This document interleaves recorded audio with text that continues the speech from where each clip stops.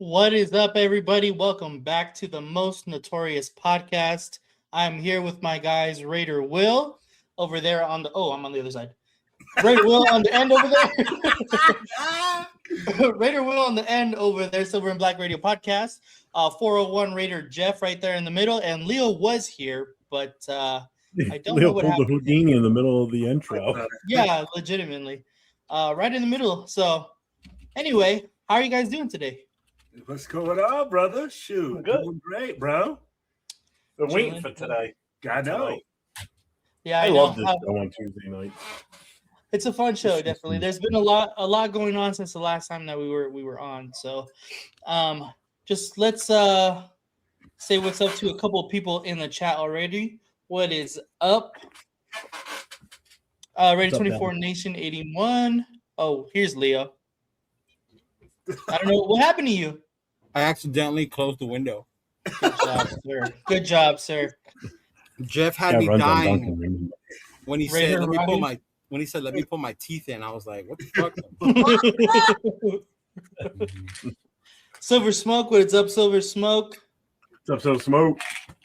And Rorschach just pulling up. What's good, Rorschach? A big luck right here. What's up, Big Luck? That's how rumors get started. Big Luck, he didn't get benched. You know, he was injured. Yes, He was exactly. injured.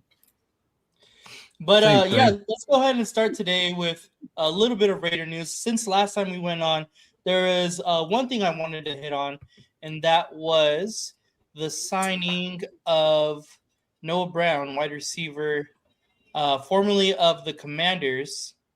We signed him on Sunday, former Cowboy as well. I mean, he's how do I want to put it? He's just like a veteran kind of player to really solidify a veteran presence in that wide receiver room, because really our veteran presence right now is Philip Dorsett. And veteran presence? Wouldn't it be Tucker? Naylor? You got Trey Tucker. Tucker, yeah. You got But a couple guys in there. I'd say our wide receiver room is a little deeper than our linebacker room. Let's just call it. Yeah. So, guys. Hey, this does not move the needle for me. I don't know, man. In this wide receiver room, it don't take much. No doubt, right? Hey, but at the same time, bro, like you look at the name and you look at the body of work, and you're just like, this is like another. I don't know, bro.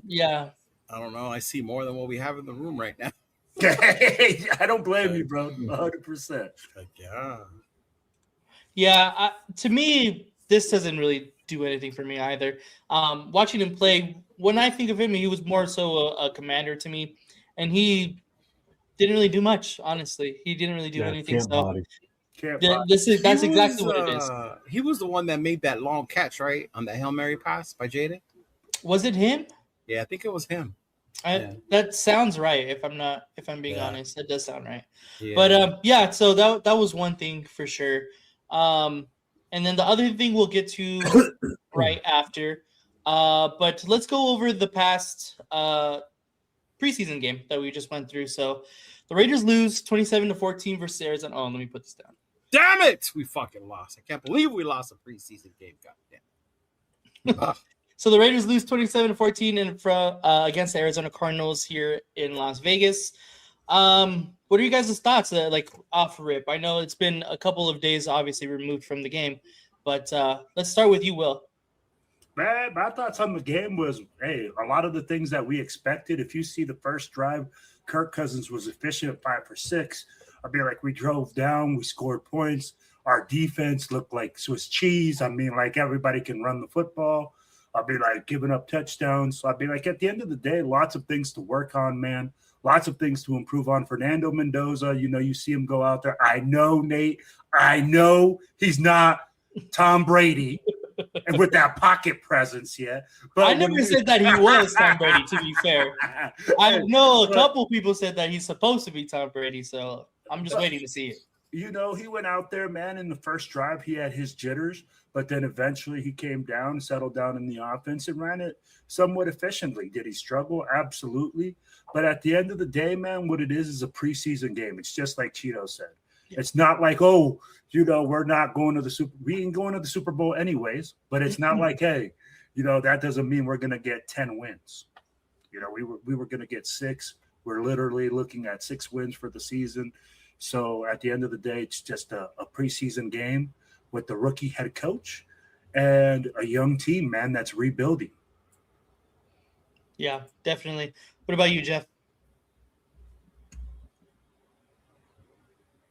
Okay, what about Leo? Jeff's still eating, or his teeth are trying to... I think he's frozen. I think he's frozen. Oh, okay. I thought maybe the dunking got to him or something. That was like, what is going on? There he is. There he is. Moving. Can he hear us? Hey, Jeff, you all right? What? Can you hear me? Yeah. Can you hear us? Yeah, I don't know what the fuck happened. It's like I don't know. Whatever. You guys have been choppy since we started, so it must be on my end. Yeah, I wonder who's our host. It's been choppy since we started. Nate. This is Jeff's. What's it called? So yeah, it's not like it streams from my freaking computer. Yeah, you're not wrong. That's true. Okay. Yeah, it's been a little choppy since we started, but yeah, I see Leo choppy. You're talking about Noah? No. So your thoughts on the last preseason game? First series was great. I mean, Kirk Cousins took him right down the field. Everything looked good on that first drive. Mendoza's touchdown drive looked fine to me. Well, not fine, but I mean, it looked okay. It's preseason.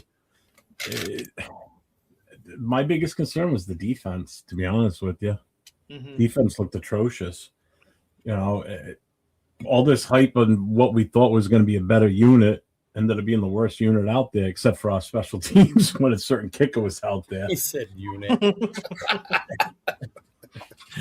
But, I mean, this is where they make the mistakes. You do it in preseason. You work out the kinks. Now something's finally on film that they can prepare for this week. And based on what happened today, it doesn't sound like it was that hot today, but it is what it is. It just, I don't know. I'm still worried about the offensive line. Sorry. I'm still not 100% solidified with that. That's still a big issue. Yeah. Leo? I think the funny part for me is it's just preseason is what you hear people say when you try to talk about the positives, right? But when it's the negatives, we're in trouble. We need to fire and so. We need to do this. We need to do that. At that point, they forget it's just preseason. Who's calling for people to get fired? Right. Like, I know, it's crazy. Man, you guys weren't seeing a fire Robbie Leonard by halftime? Like, that was just crazy. No. No, are you serious? Yes, I'm serious, man. That's insane, bro. What half of preseason football and people are like, fire Robbie Leonard? Yes. See? There you go. Yeah. But I mean, it is what it is. It's our first preseason game. I watched it as to see how Kubiak got the team ready for the game, right? Obviously, the first string offense came out running on all cylinders. Shout out to Kirko. And then the O-line, the starters at that day, did the job for the most part. And then even when Nando came in, I wanted to see the reaction when he came out. The fans, the energy. You were there. I'm curious to what you felt, hearing the fans cheer for Nando. Where I was watching the party, they were just fucking excited. Like, everybody was just yelling this, like this glimmer of hope, that we have now as fans. First time. And then just seeing him, go out there, sling the rock, make some plays, things like that. Clearly the defense fucking was questionable. I don't know if you did get a chance to watch the All-22 or rewatch the game. A lot of the times the dudes were there, they didn't make the plays. Or Jeremy Chin took a bad angle, tackles. There was a time he was standing right next to Walker, and Jeremiah Love just kicked it outside. And it's like, Chin, why aren't you protecting the outside? Quay's right there. Why the fuck are you standing right next to him? So it's that thing, communication. Our secondary is young. They're gonna struggle. So like I said, the first preseason game, let's see how it goes. And for the most part, I was happy with what I saw that day. Obviously, with way better than when we left last year, the casino after that first game. Oh my God, yeah. Way different feeling. this year than it was last year. That's for sure. That's definitely for sure. Mm-hmm. For me, it was just kind of seeing the people that were getting hype in camp and seeing how they performed, like either solidify or completely turn the opposite way. Like Malik Benson was getting a lot of hype in camp, and he really kind of solidified, like, hey, he's an up and comer. Obviously, he's not going to be like the number one starter. He's not going to be like our number one right now, but he has like the potential, and you can kind of see flashes of it, throughout the game. Jack Besh, that's all I got to say. That's all I got. But then on the other side, then you see like how much time you need to get from McCoy still, because he hasn't played football in an entire year. Who else? Stukes got caught a touchdown on as well. So there's still, guys that need some work, and obviously those two guys in specific are rookies. So they're still going to have time to develop, and there's guys ahead of them. So we don't have to rely on them immediately. But it's still, seeing the positive and the negative at the same time. Yeah. But in that thought, Raiders stock exchange. So who in your guys' thought stock is going up and stock is going down? Let's start with Leo this time. Up. Up. Who would be up? Jack Besh. I'm not gonna lie. Jack Besh stock went up. He did his thing out there. Again, I never questioned his That hurt you to say that, didn't it? It did, but I mean, I never questioned his hands. But could he make those plays when he needed to? And he did on third down and then in the end zone. The down for me, probably what's his name? Tommy Eichenberg and Isaiah Palomar, as much as I like him. Just bad tackling, bad angles, bad defense overall over those two. Like, it's time to get these guys that are behind them more playing time if that's how they're going to play. Yeah. Mm-hmm. Yeah, I can agree with that. What about you, Jeff? Stock rising. I got to say Caleb Rogers now, because he's getting a legit shot here. I mean, he played pretty decent last week, I thought. Grant's still in the mix. Stock going down. I got to agree with Leo Palomar. I mean, he didn't play that well at all the other night. McCoy, I'm kind of giving a little bit of a pass on. Yeah. I mean, he got burned for the same touchdown twice. Same spot, different receivers. At first, I thought it was a replay of the first touchdown. I'm like, oh, why are they showing this? And then I realized it was a different number right away. I'm like, shit, it was like the exact same play that he got burned on earlier, too. The first one was a little bit of a push, in my opinion, but yeah. It was, but as a defender, you got to be in. That's part of it. Yeah, 1,000%. Mm-hmm. Yeah. Stock going down. Anybody that caused one of those 8 penalties, good God, that was insane. In a preseason game, yeah, you expect penalties, but not that bad. 75 yards we gave up, that's crazy. That's just bad discipline right now. That's pretty much what that is. Bad discipline, stupid mistakes, like JPJ tripping a guy, Eichenberg smacking the ball as the guy's already been down, the whistle's already been blown. It's stupid shit like that gets you cut, especially if you're on the bubble. Actually, stock going up, Sloan. Throw Sloan in there. Gosh dang it. Yeah, I think people are already talking about him a little bit before the game, leading up to that game. But I mean, I think he made a name for himself now. So, just real quick, a little bit of housekeeping here. Shout out to Hobo with the $2 super chat. Thank you, my brother. I appreciate you. There's a couple others in here. Damon with the 10 joules for the happy poop. Rorschach with a thumbs up, Jules, and another one from him with the gold coin. Nice. What the hell is this, Jules? And then, it's just like, have you ever done it on TikTok where you give gifts that different icons? They convert to money, is what it is. Oh, okay. So instead of doing a super chat, you do this, it converts over to money. And also with Rorschach with the 250 joules, the laughing disco. So I just want to make sure we get those in. These guys spend their money for it, so we got to. Hell yeah. Okay, go ahead. Sorry. Go ahead, Will. All right, man. Well, shoot. Well, you guys took all the good ones, all right. But let me see. Mike Washington Jr., man. What? Now you're going to take mine. One fucking run, and we're crowning this. Did I crown anybody? This is stock going up. This stock going up. All I can say, and if you follow it up with practice today, like, you know what? They didn't have a good ground game, but against the twos, he did have a touchdown. Practice? You talking practice? Shoot, hell yeah. Wait. Where'd you hear that from? Sam Warren, bro. You obviously there you go, right? Start saying where, man. I don't hear you giving me people who freaking saying about freaking Robbie Leonard getting fired and shit. No, those are idiots on the radio. Well, hey, I need to know their names. I need names, god damn it. But so hey, like Mike Washington Jr. continues to, do his thing. So I'm going to say that. And Trey Zune, in my opinion. Trey Zune had an okay game. I'll be like, I'm not going to say that he had the best game, but he had an okay game. He held his own water. Stock down, for me, will be the interior defensive line for the Raiders. You hear that, 805? Bro, it's all good. 805 can see it on tape, too. I'm like, bro, we have a problem with leverage, problem getting off blocks. You know what, bro? Like, a lot of the times you see guys getting up to that second level. So I don't know. Maybe it's things we can still fix, things we can still work on. But for me, stock down interior defensive line right after that game. Yeah, for me, man, you took my Mike Washington Jr. I was going to say him stock up. I guess I'll start with the stock down is Teron Johnson. When I went into camp, he looked decent. Like, he looked good. He was around the ball.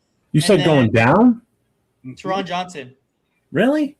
He had one of your penalties, bro. He had one of your penalties that you said, one of the guys. That would have gotten us off the field. And that was a PI, bro. That was a bullshit call. Yeah. I think it was more so seeing him coming from camp. I expected him to do more. Because in camp he looked really good. I think I was just a little bit underwhelmed to seeing him against actual competition. And considering that the Arizona Cardinals aren't a good football team, to be honest, like they were a high pick last year, just like us. So to see him against like their ones, and then him to be kind of underwhelming, that's he did save a touchdown. He had that solo tackle on Love. If he didn't hold on to Love was breaking that one for a 6-pointer. He was gone. That had TV written all over it. And then that was the guy that I was going to say stock up is definitely Michael Mayer. Obviously caught the touchdown in that first drive. Yeah, you know who it is. The Irish guy. The big head.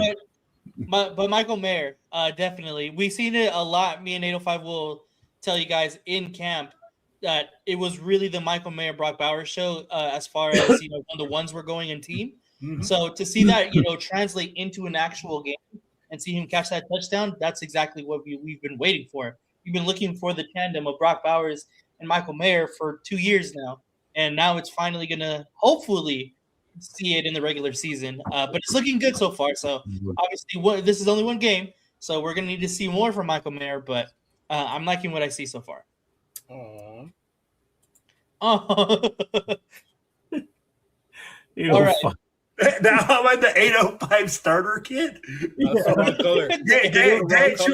Get you a Leo shirt right here. Get you a jersey and a hat, and then you're in the 805 starter kit, baby. It's the wrong color, first of all. 805 only wears black. 805 only wears black. Oh, he only wears black? No, sir. I don't pay that much attention to other dudes' clothes. My bad. I'm sure you don't. I want paying costumes. Only super fan. I don't even shoot. That's you, bro. Mm-hmm. Oh, I see who you rubbing shoulders with, bro. That's the world famous Cheeto Linus you're talking to. 100%. Recognize. Not bad. But was there any standout play? I know we talked about players, obviously sock up, sock down, but was there any plays that stood out to you in this past game? Maybe from a surprising player, like obviously the Sloan one is a big one for, I think, a lot of people. He got that sack, and I think that's a good one right there. Is there any other plays that really, stood out to you guys in this past that you can, kind of build upon, or maybe it was a bad play? Whoever wants to go first. I'll tell you what. I'll start with one play that stood out to me just because of how nervous he was, and like how big the moment is, even in preseason for anyone, right?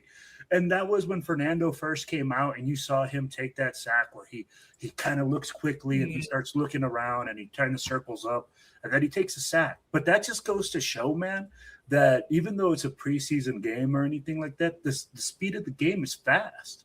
And making that adjustment isn't easy. So for me, that was one play that stood out. But then another play that stood out as well is when he throws that pass to Benson in between all those four guys, and he starts making those reads from left to right. There's a lot. That was a hell of a pass. I got to give him that. Yeah, definitely. And I mean, like, heavy traffic like that, give him credit on that one. And he started making more plays like that as the game went by. And you can tell when the pocket is clean.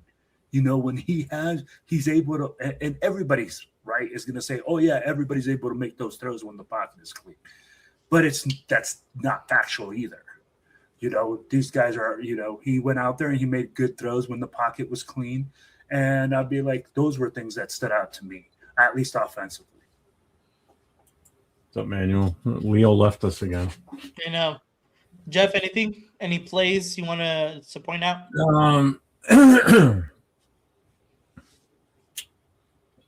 I mean, Walker, the way he stuffed up the middle there, stopped Love on a couple of plays. He was always there at the right time. It's just nice to see two linebackers back there that are having an impact from the get-go, as opposed to what we've had in the past. I mean, this could be the potential two best linebackers we've had in freaking years. It's so nice to see that versus what we had last year, especially. Last year, it was like a mash unit of linebackers back there. We had Devin White and Jamal Adams. Oh, it was just Adams, and it was just so many wrong players. It was Pete trying to somehow recreate his Legion of Boom, and it wasn't happening. He wasn't going to put that same defense together.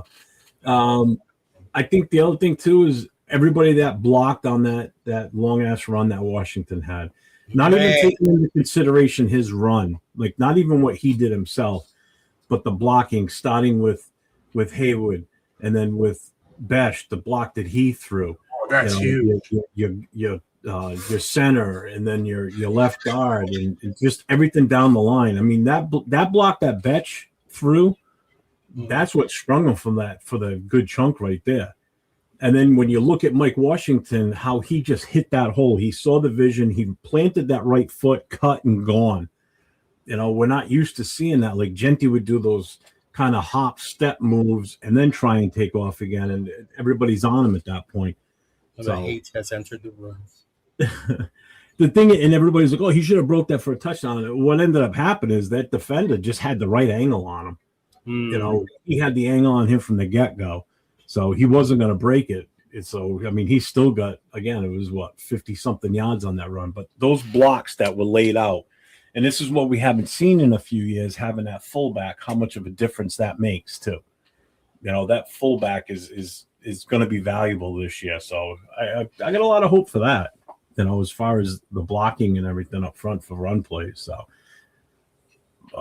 I would have loved to have seen that with the first team offense, like Linderbaum out there, but it wasn't. Yeah. That was the second team. Leo, any plays that stood out to you? I think one that Washington run was the main one, but not for his run, but for the block. Like when you look at that, even when you pause it, you see the lane right there. Like you would literally have to be Stevie Wonder not to hit that hole and hit it, right? Yeah, it was a big hole. And it's just credit to the coaching staff, right? How they have these guys blocking and learning that zone read type offense. That's what that does, right? It creates those opportunities. Because from what the speed that I heard he had, he should have been gone, but he got caught, whatever. I thought so too. Yeah, I think Genty would have made that other guy miss, but whatever. I'm a Genty fan now. Okay. Yeah, he would have broke that tackle. Genty would have broke that tackle and scored. But the other part that stood out to me was Big Mike's touchdown, and not only because it was Big Mike. Yeah. What was because of the play call, the design. Yeah. Like when you look at how everybody moved, the motion, like everything, and how wide open Big Mike was, right? Yep. And that's Big Mike. Obviously, when it's Bowers in it, they're going to pay more attention to when Bowers is there in that position or even doing that route. But it just goes to show what a Kubiak offense can look like with what the players we have right now. You know, like if they give the quarterback enough time and you understand his offense, you're going to even Nando, that one that he put in between with the three defenders. That's the other one. That was shout out to Malik Benson also for knowing as a wide receiver, I don't have to run all into these guys. He's about to put the ball right in here. So I don't have to keep running and run into a defender, right? Or get my head knocked off. So it was good awareness by Benson also in that what he has going with Fernando right now. You know, they're building that chemistry, that chemistry together. Fernando almost killed Mike Washington too. So whoa. And that's what that goes back to what I'm saying though, because he threw the hospital ball and it was a hospital ball. But even Washington said later, I should have not kept running that way. I should have sat. Yeah. I didn't have to keep going all that way. Yeah. So I get it, but those were the main ones that stuck out to me. Yeah. I just want to go back to your Michael Mayer thing real quick. That touchdown pass. Now I'm watching the game. I was sitting here. I was live watching it, and I don't know anybody else. I know one guy did in the chat right now, Jason Downs, because him and I talked about it the next day. When I watched that, like they showed it again on the replay, but even the original, like the full speed, I automatically, for some reason, I flash back to the 80s for like a split second because of the way Michael Mayer was just his body, the way he was positioned when he caught the ball and made that first turn. I have flashbacks of Christensen. That's what he looked like in that split second moment. It looked like Todd Christensen, the way that he caught that ball, made that cut, and then just right into the end zone. I was like, wait a minute. And I said that to Jason the next day. He goes, yeah, I saw that too. I said, right? Didn't it feel like you just like got a quick, short glimpse of like Christensen for a moment? And he goes, yeah, because he's almost the same. He's the same body size as him, you know? So it just, I don't know if either you guys saw that, but I definitely did. And obviously Jason did too. That's what it felt like. I just saw 87. Remembered he's from Notre Dame and I got excited. But, so I clipped up this play, so that way you guys can see it. Hold on here, There goes the monetization, Leo. We're fucked. No, as long as you don't play the sound. I know. There's no sound. Yeah, don't play the sound. Oh, my bad, guys. I don't know. The move. Yeah. There it is. We're gonna have a different angle because I got the all-22 here. That's Gronk right there. But that's a nice and you know what? You know what I like is what you talked about, the formation. Look how condensed it is to that side, guys. And then we send out that light, and it opens up because of that, how condensed we are on that side. All that allows all that. Like Cheeto was like, dude, I was like, man, Cheeto's spot on. Now, was that Glaze that stopped that tackle from getting to Kirk? Or was that Colton right there on that side? I think that was Colton. Go back. That's Colton, huh? On the left? Yeah, that's Colton, huh? Yeah, that's Colton. Yeah. Good job by Colton, man. Yeah, because look at it. Okay. Oh, yeah. Yeah, if it was the ones out there, that's definitely. Yeah, he's right there at Kirko. My bad, guys. I moved it around. That's a No, you're good. You got the spot we wanted to see. Yeah. I mean, you give Big Mike room like that on an open field, that's the Big Mike I saw at Notre Dame. Yeah, like that's the Big Mike that you saw at Notre Dame. Yeah. I appreciate you, bloody. Appreciate you, brother. Was there any negative plays that you guys want to, kind of bring up? Oh, absolutely. The touchdown that granted it was a great catch, great throw, that Marvin Harrison caught. But I don't know what Isaiah Palomar was doing. He crashed down to the flats for some reason. He should have stayed up high. He didn't have to come down. Like that to me was like, what are you doing, bro? Like, and I get it. He made a good move. He beat Porter from the jump, so it was out there. But then maybe he's relying on that back safety help for that same reason, especially when you're playing press. As a corner, you're up pressing the guy. You're expecting that help behind you. And yeah, that wasn't there, bro. It was done. So I did not like that by Isaiah at all. Yeah. So Leo, I'm glad you talked about that play.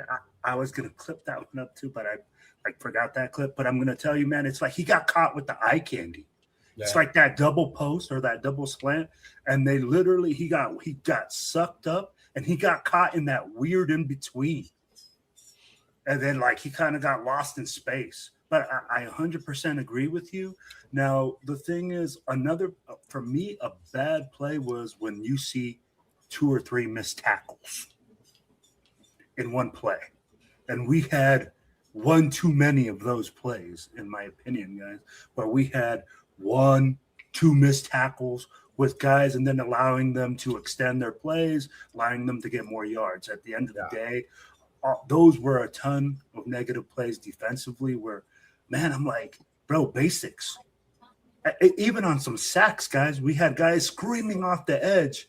And again, we can't break down to the quarterback and take the right angle. Remember when Minshew actually scrambled away and you're like, why couldn't you do that when you were with us? Oh, I've seen a lot of people say that. Oh, man. Again, even the throws that Minshew had. But go ahead, yeah. But I mean, like even like you guys said, Uncle Rico was getting away. So again, those were the plays where I was like, bro, defensively, not yet. Fuck, man, it's just the basics. I just want to see the basics. Can we just fucking tackle somebody in open space? Can we break down? Can we do all those little things? Those were the things that were negatives for me. Yeah. And Jeff, I want to ask you, because you talk about the tackling, and I know you break down about a lot what they're supposed to do and they can't do. You see this more and more each year in the beginning where teams can't tackle or they can't make the tackle. And in practice, we talked about it when we go to a training camp. We don't know if Genty or Washington are because they can't tackle them. No. You don't see if they're breaking tackles, right? True. And then you finally the first time. And then now in practice, they don't even tackle each other for risk of somebody getting injured. So, like, how does that affect them being able to tackle in the real game and the preseason being the first time they get to actually go out there and do it? And it's starting to show, right? As we get older, like you see that more and more with these damn teams. Yeah. Yeah, when you're younger and watching these games, you don't pick up on some of that stuff. But as you get older, you pay more attention to certain things of the game. As you get older and you'll know more about the game and the more of the intricacies of everything. And Thursday night was the first chance that we had, to see us out there on defense. I mean, and to tackle it. And what you saw from the secondary, some of the missed tackles and, even from the linemen up front in the defense, it just goes back to what it was like in last year and the year before that, where we just can't tackle sometimes for some reason. And I don't get it, And I guess the other thing you got to remember too is Arizona's already played a game, so they already had a physical game. They already had game film of their own, so they could go back and reevaluate. Just like this week, now it's us and the Texans, so they've already played a game. We've played a game. We've got film of our own players, and they can address it and fix some of their, start to fix some of the issues. And we got game film of the Texans that they can go and watch and see what they do and what their tendencies are. I think another grouping that needs to be addressed too is our front D line. They didn't look good. Everybody was so excited that Tonka got the start. He was like invisible. 805, I know you're in the channel. I don't care. But Butler didn't look that great either. Koontz stepping in, playing the whole game, with the ones in place of Max, because Max was dressed, but they didn't put him out there, which is fine. I'm fine with that, But Koontz was getting in the backfield. You saw him a few plays back there. Mm-hmm. He was having an impact. Making people move and nobody else would clean up. But the front line was not good overall. Where you weren't seeing the penetration like you thought you were going to see, And even like Brock Bowers, someone's like, "Oh, he didn't play. Oh, he was out there for like the first 2 plays, and then they took him out of the game, which is fine." Another guy, those two, him and Max, if they don't play in preseason, I am fine with that. Yeah. I am absolutely, because you know why? That gives Michael Mayer more burn time out there. It gives Ian Thomas more time out there as the other tight end. So I'm fine with that. And Michael Mayer, I mean, what he did that whole series, he had a great game, to be honest with you. Something we haven't seen from him. So there was some good and some bad. There was some really bad, and there was some good. Not like great. My God, that was awesome. Right. Again, it's preseason. we all know that the first week or two of regular season is some of the worst football in the entire league, not just with our team. That's the Patriots when we showed up to beat them. Yeah, I mean, we really Will and Nate were both at that game. We were lucky to win that game because it was a sloppy game both sides. The weather didn't help, So the first week or two is just bad football in general across the NFL. I just hope we got the luck that we got Miami first, and they're in total disarray. So right. Hopefully we pull that off. I know. There is one thing that I don't have a banner on, but I wanted to talk about, especially with Leo. Jeremiah Love got injured in this game on a tackle, and there's been a lot of discourse online on whether or not the tackle was legal and that the NFL should, do something about it because these tackles are outlawed. I just wanted to kind of get your guys' quick thoughts on that. And if you guys see the tackle, I didn't see it. Yeah, I haven't seen which one. The new rule is the drop hip tackles. So the fact when you wrap around their waist or around their hip and then you pull your body weight down to pull them. Well, I know what a drop hip is. Yeah. That's what it was. I didn't see it then. When you watch one of the runs, I think it was Tommy Eichenberg? It was Eichenberg. So when Eichenberg brings down Jeremiah Love, he actually does it. He does do that, and he rolls his legs under his body as he's pulling him down, then he bends backwards. So then now Jeremiah Love has that whole... It's a high ankle sprain, too. We all know those two forever. Yeah. And that's so obviously... fantasy guys, if he's there late round, grab him. And that's the new thing, too, right? With tackling. We just talked about it. Not being able to practice proper tackling techniques. Yeah. And stuff like that. But I did see it. I saw the replay, Nathan. And I was like, yeah, he did. Hold on, let's see. He did pull him down by the waist and pull his body weight to bring him down. He did. So that's why I want to see... what your guys' thoughts on it is. I know.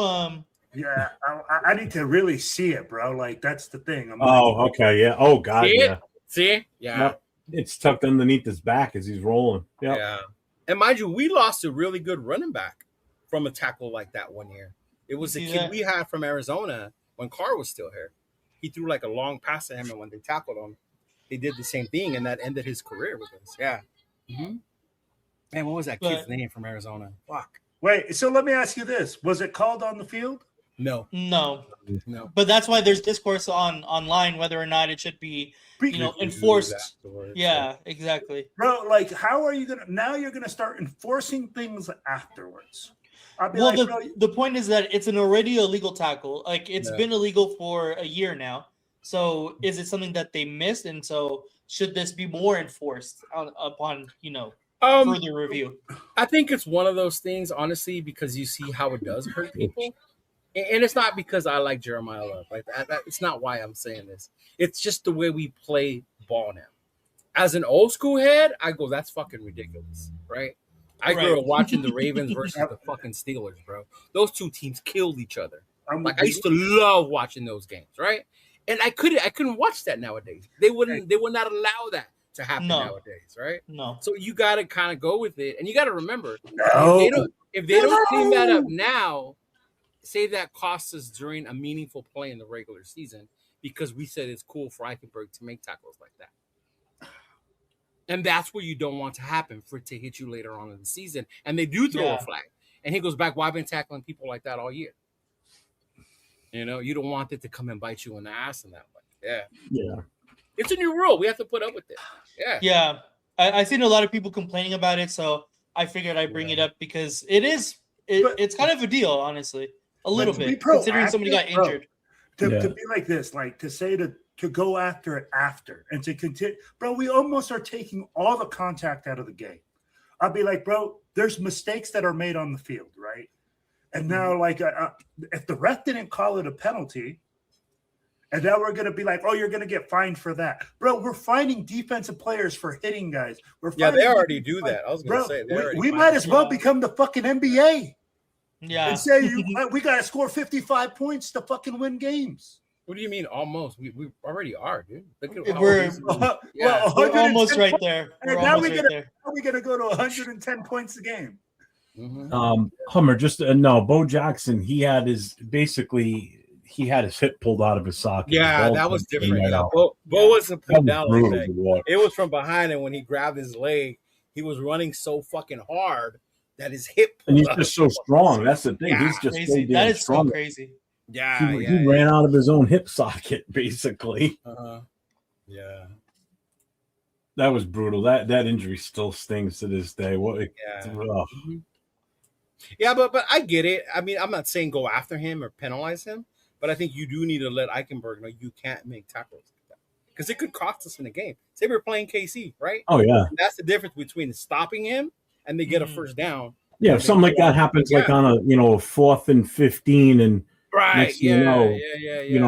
they gain 10 yards on the play, but he tackles them that way, and they give him the penalty, and it's first down. Drive continues, and they beat us. Right. It's like with JPJ's leg whip, right? Stupid. Don't do it. Yeah. You know you're not supposed to. Eichenberg swatting the ball. Jerry Tillery knocking the shit out of Herbert. That was cool. But we know you're not supposed to do that shit. Right, exactly. I think the only penalty I would totally ignore is the one. One of my favorite images or videos is Richard Seymour laying out fucking another Rocky. one. Big Ben. Yes. I love that one. Perfect. Just bang right to the face, and he falls on his ass. That's great. My kind of thing is with this is if you're going to retroactively enforce this, then let it be reviewable on game day. If they're gonna flag the shit out of this, then let both sides have the possibility to review it, because otherwise, then you're giving the defense a big disadvantage, huge disadvantage. Because if they're just gonna flag every damn tackle, because every tackle could be categorized as possibly a hip tackle. Every tackle can be questionable in some way or another. Exactly. Yeah. So let the play in question be reviewable by both sides. That's my thought behind it. Obviously, we don't know if anything is going to come of this, but I have seen a lot of talk about it. I will say this though: recently in years, the social media does this because they do it with penalties, right? Oh, this should have been PI. This shouldn't. Obviously, they're not going to change the ruling anymore. Well, the Josh Allen thing blew up, and it's now a rule in the playoffs. Yeah. And that's what I'm saying. That's what I'm getting at. That's how this became a rule, because players were showing how they got hurt from tackles like this. Yeah. Mm-hmm. Damn, what was that running back's name? Jesus Christ, I can't remember. I gotta look it up. Mm-hmm. He was good too as a wide receiver and running back. Mm-hmm. Okay, so just to kind of end this thing off for the preseason week 1 before we get into a preview or look forward to this upcoming week, is there anything that we haven't talked about yet that you guys want to bring up from this past week? For me, I know there's one thing definitely is the Tokyo Toe situation and the kicking situation in totality. Those shirts are now on clearance. They are now on clearance. They will be joining the Pete Carroll band here shortly. Those of you who have been to my thing know what I'm talking about, huh, Nathan? Yeah, honestly. The Pete Carroll are fully stocked. They're fully stocked if you guys want one. Bro, whole fucking thing. I can't even give them away. Buy one, get one free. Oh my god. They're like, no, I'm cool. Yeah. Buy anything and you get a free shirt. It's all good. I want a refund. See, there you go. And this is why, y'all, I didn't order or make jerseys. This is specifically why I did t-shirts first. This is why. Yeah. Mm-hmm. Yeah, t-shirts are cheaper. You don't get stuck with it. Imagine if you did those as jerseys. Oh, good God, you'd be fucked. Oh my God, I know. But my question is the kicking situation in totality. Like, we let go of Daniel Carson, who had it down a couple of years, but he was solid the years prior to those last two, and now we're kind of stuck with an older Matt Gay and Tokyo Toe, who looks terrible in camp and in the preseason so far. Is this going to become a situation where we're going to lose a lot of games? Like, I can't remember what year it was, but we lost a lot of one-score games due to missed kicks. That was AP second year, right? When Carlson was... I think it was that year. It wasn't recent. I think so. Yeah. Mm-hmm.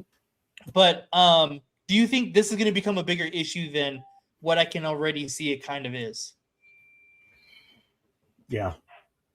I think we're going to be in a tough spot with our special teams on the kicking for sure. Punting, we're fine. Yeah, punting, we're fine too. Extra points, field goals, kickoffs. We don't have time for. We're not in a position where we can work with a project like Tokyo Toe. Matazawa, we can't do that. If we were like, say, the Rams, where we're just clicking on all cylinders and we could take on a project at kicking, they're taking on a project at QB and there's no pressure on, Ty Simpson. They could do that with a kicker there. We don't have that luxury. He's going to take up a roster spot, whether it's IPP. He's international, though. I mean, but still, that's a waste of a spot. If we get rid of him and say like Laki Tasi gets cut and we can pick him back up, at least I know we can put him on the field and he's going to do something. He's serviceable. Tokyo Toe, he's just not cut out for the NFL. It's just not going to happen. Yeah. And we just better pray to God that Matt Gay's on his game when we need him. Other than that, we better be making phone calls right now and trying to bring guys in for a tryout because I don't have a lot of faith in this kicking game. Not at all. Yeah. From what I've seen from camp and then obviously this past game, Matt Gay is accurate. It's just power is what's iffy to me.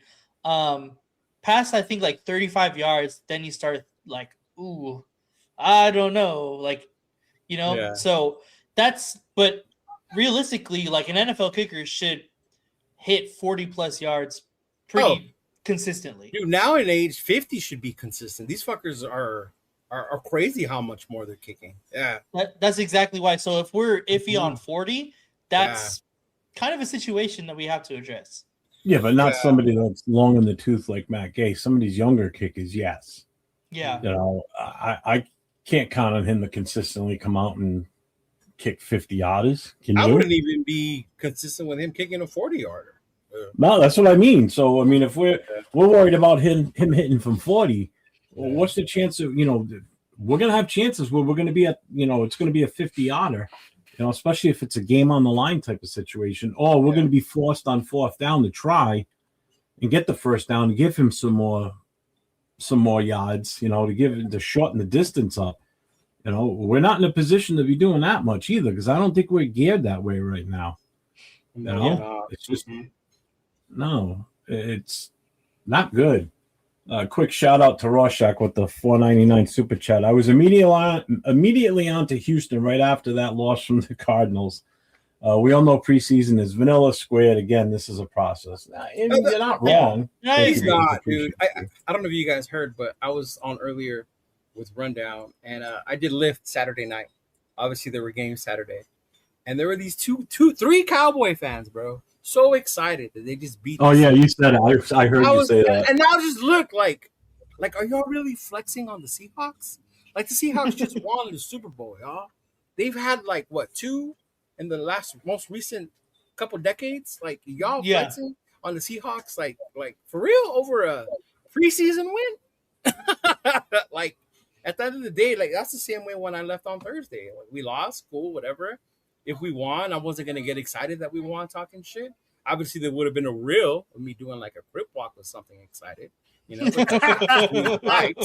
You got to take advantage of the moments. Like we make sad ones when we lose, we make happy ones when we win. Yeah. But it wasn't even that serious losing to Arizona. Yeah.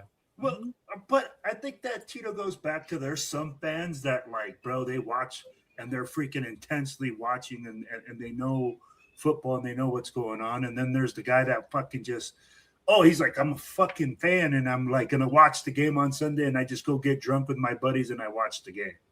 Which is fine. If that's how you want a fan. No. I got you. I'm just saying, and that's why I'm like those preseason. Don't hate on us to drink, Will. Okay, some of us. No, bro. Hey, you this guy, Nate. Yo, I'm just saying, and you probably got to admit they probably had a couple. Don't tell me they were sober. I ain't never seen no freaking. They were just leaving their house to go to the bar, but I'm pretty sure they had a few at the house. It's like, yo. But remember, every year it's their year. Remember, we them boys. So. Hey, we're the same way, though. We're the same way. We're going to the Super Bowl. We're making the playoffs. Mendoza's going to take us to the AFC Championship the way Jaden Daniels took Washington. I've seen that one. Trust me, I've seen it. Yeah. Just like after week 1 last year, some content creators went, "Hey, we got a quarterback. Geno Smith's going to be a guy this year." Yeah, how'd that go for you? Yeah. Hey. RIP to one of our previous hosts. Yeah. Oh my gosh, bro. No, not even him. This was a big dude. This was a mainstream guy. Oh, was it? Who? Yeah. Yeah. That's crazy. I need names, Jeff. What's up, Aunt? We're never gonna get him on this channel. I'll tell you that. Highlight the Aunt one. In the private chat. Oh yeah. 1,000%, Jeff. Mm-hmm. Question for Leo: what Hello Kitty did you get? I ended up getting the Karopi, the 3-headed dragon one. So if you ever watch Godzilla movies, remember the 3-headed dragon one? So that was the one that I got. The Hydra. Yeah, there you go. Yeah. Well, shout out to I'm a big Godzilla fan, y'all. Y'all don't understand. Like I love really? Godzilla movies. Love Godzilla. I said fuck King Kong from the get go. Like yeah. Godzilla -1 was dope. Yeah, really dope. Really dope. Yeah. Dude, back in the 70s, man, Channel 56, Creature Double Feature. Right after cartoons on a Saturday morning, 1 o'clock came, bang. It was Godzilla movies, Mothra. Yeah, I mean, barely knowing a word of English, dog. I fucking would watch Godzilla movies. Yeah.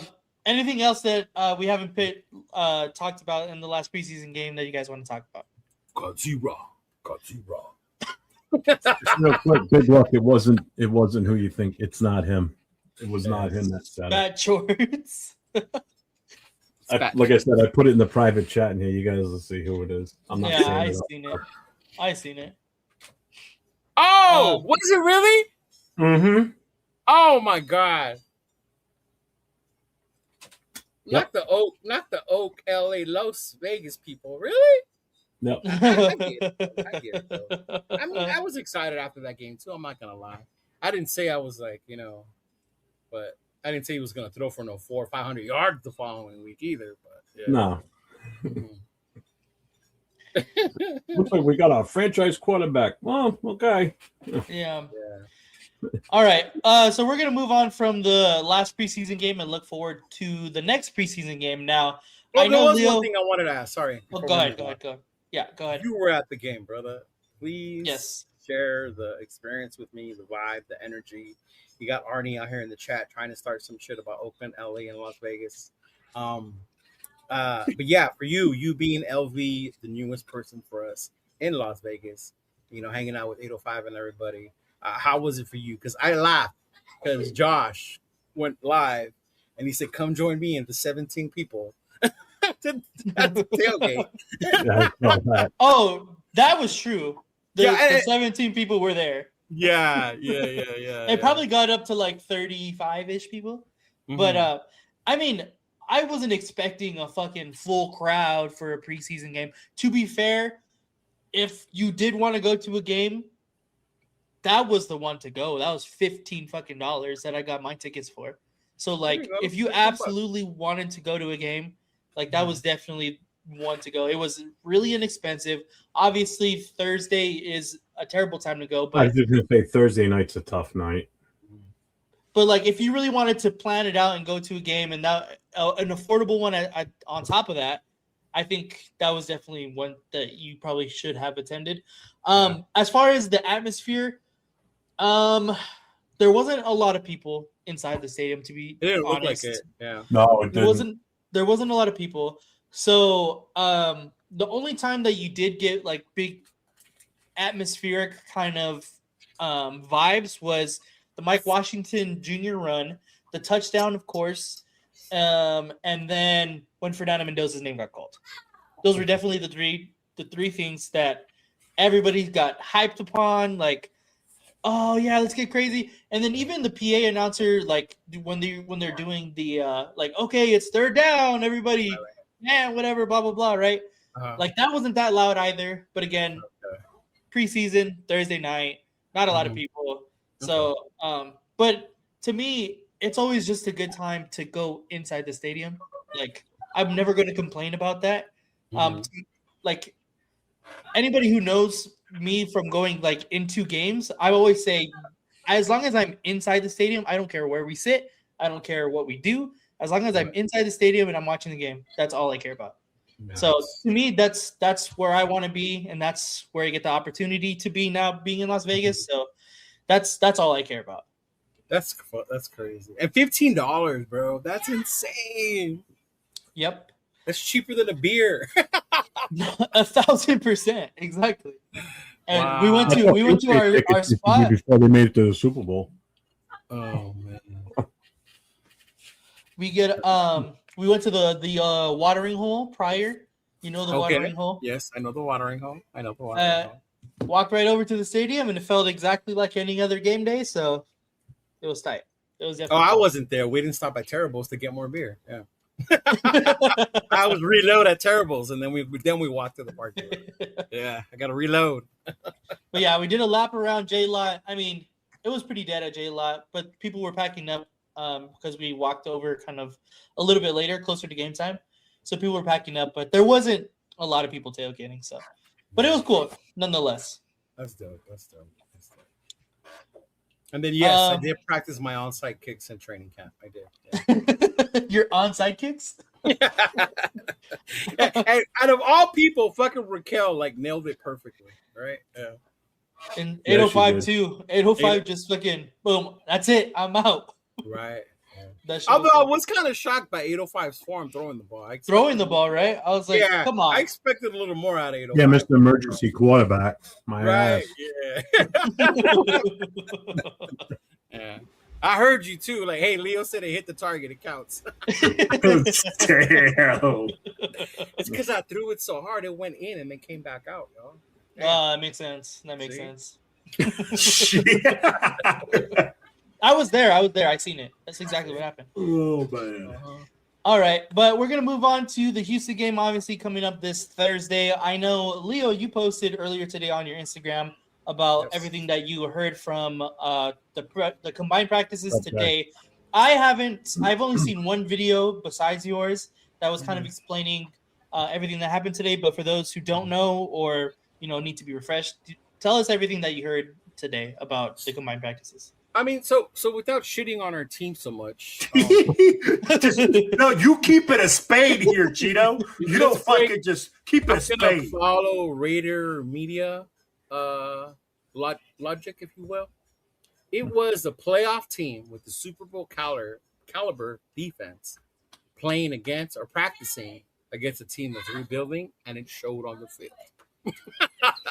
Plain and simple. I think that's a good way to put it. No other way to put it, right? Max was doing his thing on the edge, right? Genty had a hard time getting through. Couldn't get any run game going, right? Makes sense. The Texans defense is the real deal.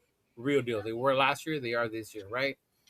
And then the other part, I think, too, was the part that sucked to hear about was you didn't hear nothing from our wide receivers, right? Yeah. Nothing from our wide receivers, which goes back to saying Texans, again, they have really good lockdown corners. Really great lockdown corners. So it's very tough for our thing. Overall, from what I heard, a couple good runs by our boy. Who'd you hear from? Who'd you hear from? I heard this from Rundown. Yeah. Okay, I was just watching Rundown show, and he showed the videos of Washington scoring the touchdown. I seen that one. Yeah, he showed the video of Washington scoring the touchdown. But sorry, Will, I beat you to it. I love it, bro. I love it that we always. Yeah, but also one more videos from Sam Warren. That's the guy that Rundown likes, so he tends to use his videos. Those are the ones that I sound. A lot of pressure on Kirk. A lot of pressure on Mendoza. They both had a lot. Both had turnovers. Kirko had a pick six. Yeah, they got returned. Mendoza threw an interception. So did Mendoza. He had a pick. Mendoza had a pick six. They both did. Mm-hmm. So that's something you definitely don't want to hear.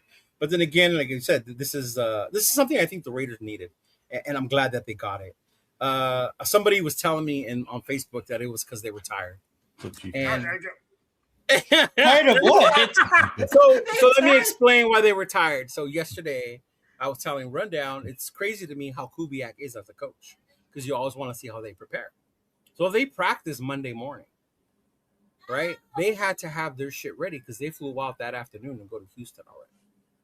So it wasn't like there was a break for them to get ready to transition to Houston. It was like boom, boom, boom, which I love because that means you're getting them ready for the regular season, right? Yeah. So I like that they did that. I know previous years we would go like 2 days ahead, get some stuff in over there, but it was like, nah, we're practicing, packing up, going to Houston. So some people said they were a little tired. They had to get used to the Houston time zone thing. I think those are just excuses. I think we just got manhandled by a better team, by a better defense, and it showed. So definitely it shows Kubiak and the players the work they got to do. No bullshit aside, yeah. And the sad news about JPJ, that was the other part that was disheartening for me as a fan. He got hurt on Monday. Today he was there, but he didn't practice. And then when they asked Kubiak at his presser if you think he'll play on Thursday, he said, I don't expect to see him on Thursday. So, yeah. Mm-hmm. But the good thing is now with this regime, it's next man up, and it really is. And that's a good thing. Previous years, we would be like, fuck, who are we going to put now? Forsyth? Yeah. Kappa, right? Who the fuck's going to go in now? I have more faith in Rodgers than I do with Forsyth or anybody else. Right, yeah. Any of the backups we had last year. Parham, thank God. Oh. Yeah, even if it was Burford that went down or Rodgers, at least you know you have somebody else behind him. Yeah. Yeah. And then you got people in the Raider chat during the presser saying that JPJ got benched like Big Luck. Benched. He was like, you hear that? Benched. I was like, that's man. how rumors get started, bro. That's how rumors get started. Yeah. But it's like this, right? So let me ask you guys this. Thanks, Ronnie. With Appreciate us, Ronnie. now going back to, you guys hear that the secondary is struggling, right?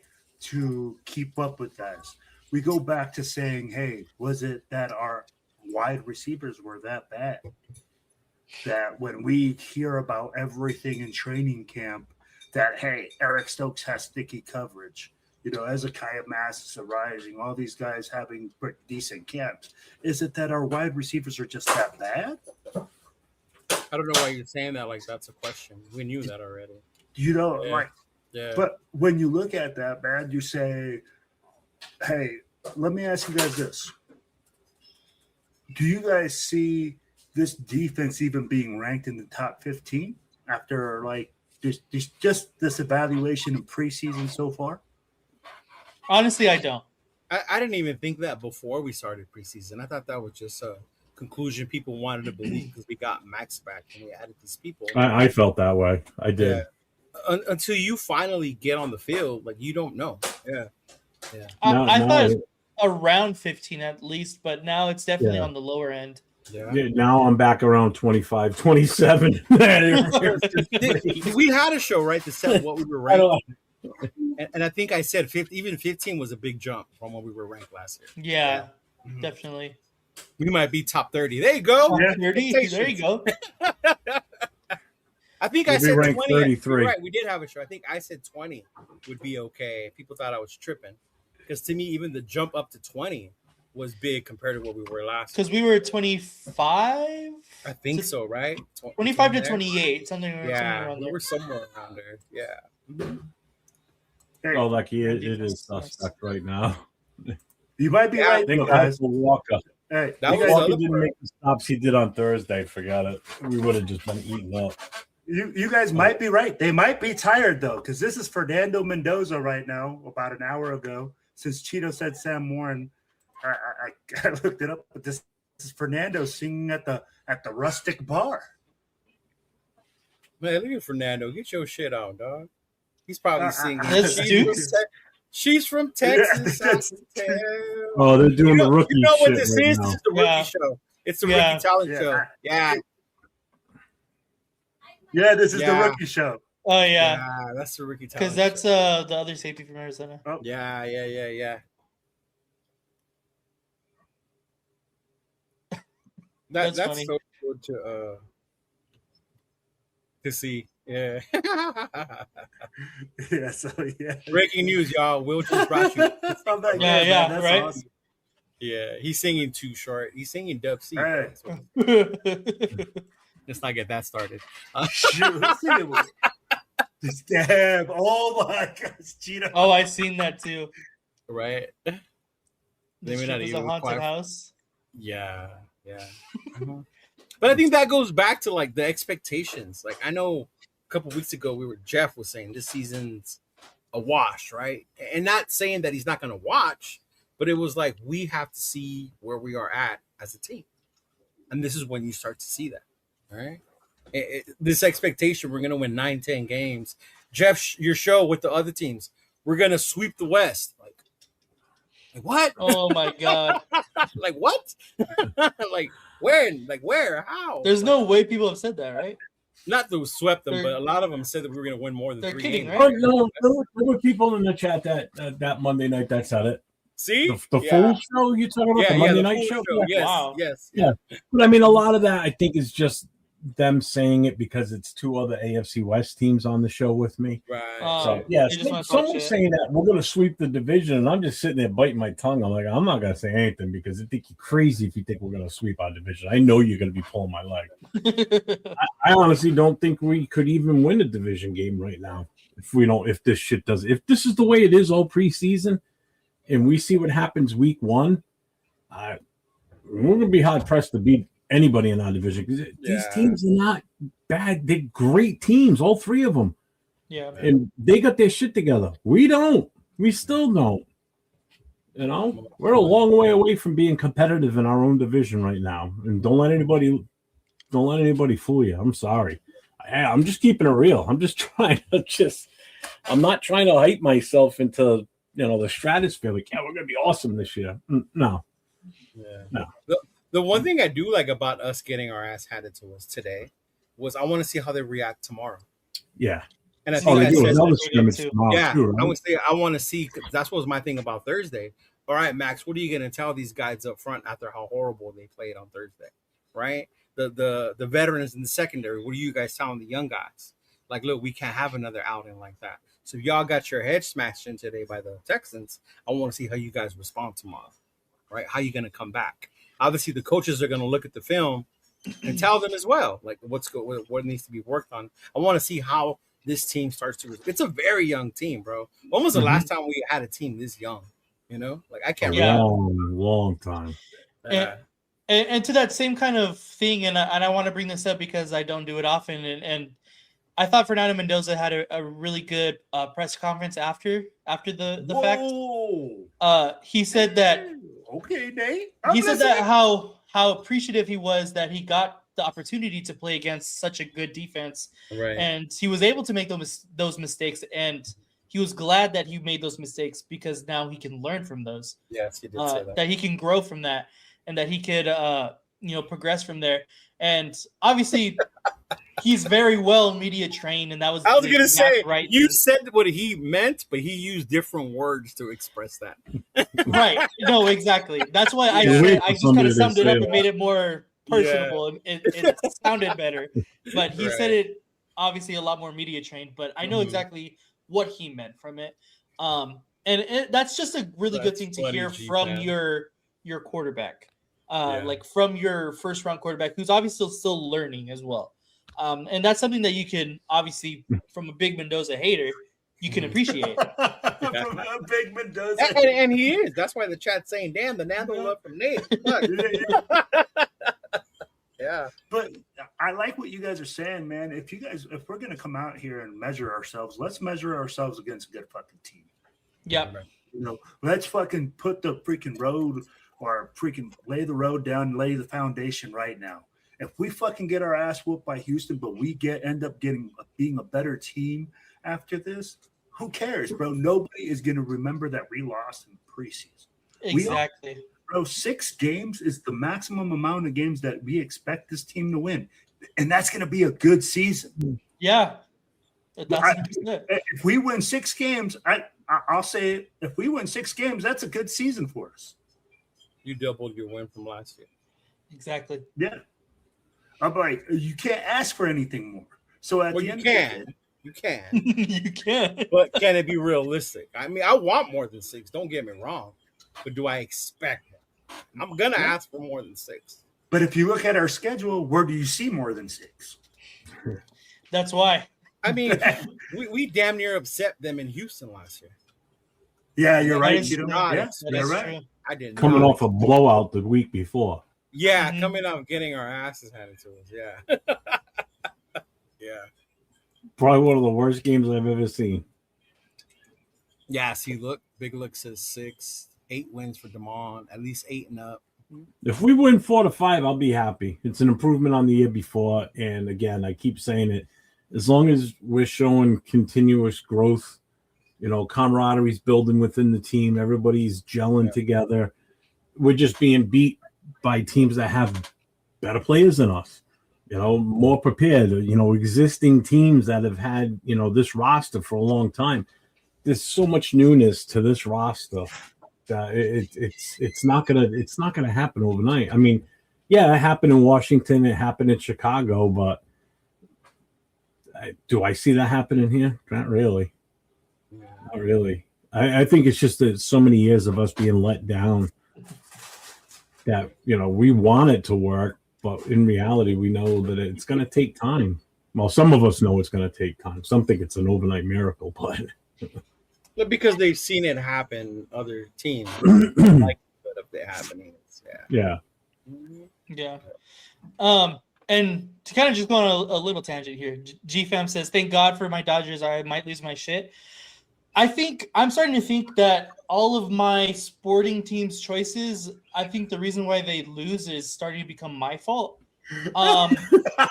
Because I just recently became a Man City fan, and they just got blown out by Arsenal in the FA Cup. They did. Yeah. Oh, Lord. Dude, I think it's my fault. Why did you become a Man City fan? Yeah, when did this happen?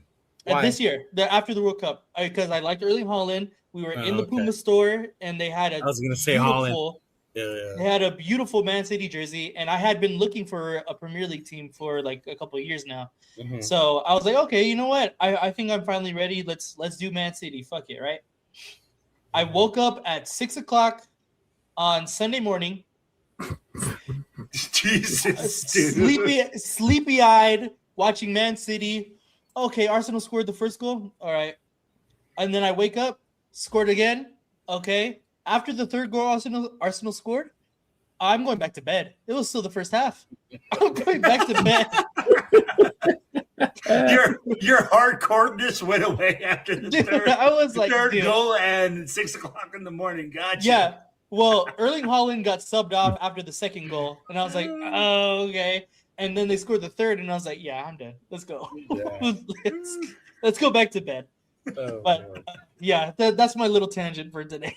I mean, not really. You're a Golden Knights fan, and they do well. That's what I was gonna say. If I didn't have the Knights, I think, damn, I don't know, man. I really don't know. I really think it's my fault. Are you an Aces fan? Aces, like the Las Vegas Aces? I don't really have like a WNBA team. Well, the Chicago Aces. Yeah, that's a lot of Aces. I don't really have like a WNBA team because I'm not gonna follow them. I love the Lakers and I barely follow the Lakers now because I just hate basketball. But like, I'm just not gonna actively follow it. So why would I choose? You're getting at that age where you're not liking basketball no more because of how it's played. Yes, 1,000%. I mean, Luka himself when he got traded, him alone let me watch probably like a month worth of basketball, and then I was like, oh my god, this fucking sucks. Then you remember why you stopped watching. Yeah, exactly. Sport's definitely not what it used to be. Yeah, no, not at all. Let's just pull up 3. That's funny. I'm glad. I think it's funny how you clearly left off the worst of all those teams. That flag behind you. That's definitely not the worst. I think the worst. The worst is these guys right here. That's definitely the worst. Oh man! I just realized we have Las Vegas hats on. Everybody. Well, technically, I don't. But you don't. You have the born raised one. Yeah. Mm-hmm. But yeah, that was my tangent for today. I think it's my fault. Mine's so. The coolest. Mine's the coolest. Mine's Mike's new one. That one is really cool. I was actually looking at buying that one last night. I'm not gonna lie. Sure. So I don't know if you guys watched Houston's last preseason game against the Chargers, but they lost 27-7. I personally did not watch it, so I can't really give any insight. But from what you've seen, because I meant to watch it. That's why I put it on here, and I just never got a chance. Okay. But from what you've seen, what can we expect from Houston? Obviously, they're not going to play their ones on both sides of the ball, but what can we expect from their twos and so on and so forth that you've seen against the Chargers? So that playoff game, if it was not for playoff CJ Stroud showing up, you might have seen the Texans versus the Seahawks in the Super Bowl. That 27-7 score is very misleading because CJ was just horrible that game. He couldn't do anything on offense, bro. And that Texas defense did everything in their damn power to keep that game close, man. It was crazy. But I mean, that's what you can expect from Texans. Look at who their coach is, right? That culture. They got Will Anderson back there. You know, that defense is just fucking nasty. And I think that's what you can expect even with the guys coming behind them. They have depth. That is, to me, is a Super Bowl caliber defense that I compare up to, and I will put them up there with the Broncos as far as how tough they are. Yeah. Mm-hmm. Yeah. I think they were overlooking us last year, and we snuck definitely. We snuck some plays in there that they were like, oh shit. Yeah. I just if McDonald has a huge game against us, I'm going to be pissed. Oh yeah. Yeah, he has a big game against us. That's what I said. And Stoops does absolutely nothing other than shit the bed the entire game, like gives up a touchdown or does something stupid, and McDonald just lights it up. I'm going to be pissed because then I'm going to be sitting there going, why did we trade with Houston? Because we traded picks and bang, we moved back one, they moved up, they took the guy that pretty much most of us wanted. Yeah. And then we take a guy that nobody even really had a clue about. Mm-hmm. Seriously. I mean, everybody I was sitting with when we were in the stadium at Pittsburgh went, Stoops, like the big question mark, who the fuck is that? Leo thought it was a good pick. When you looked at it after the fact, like 805 and Severe and Chris, they were watching some game film real quick on him. Yeah, no, he's a beast. Right, yeah. Maybe it's not that bad of a pick, but when you see how bad our front line is and our defensive tackles, especially our nose, and then now if this guy has a hell of a season, it's like, what the fuck? And if Stoops doesn't even crack the starting lineup, it's like, my God. That's going to piss me off. That will definitely suck, especially because, like you said, that's a lot of people that, especially us, like when we're doing our mock drafts, like that's a guy we had right there taking at that same spot. And to be fair, like when we did the trade, we're like, oh, that's a good trade because there was still a lot of guys on the table at that point.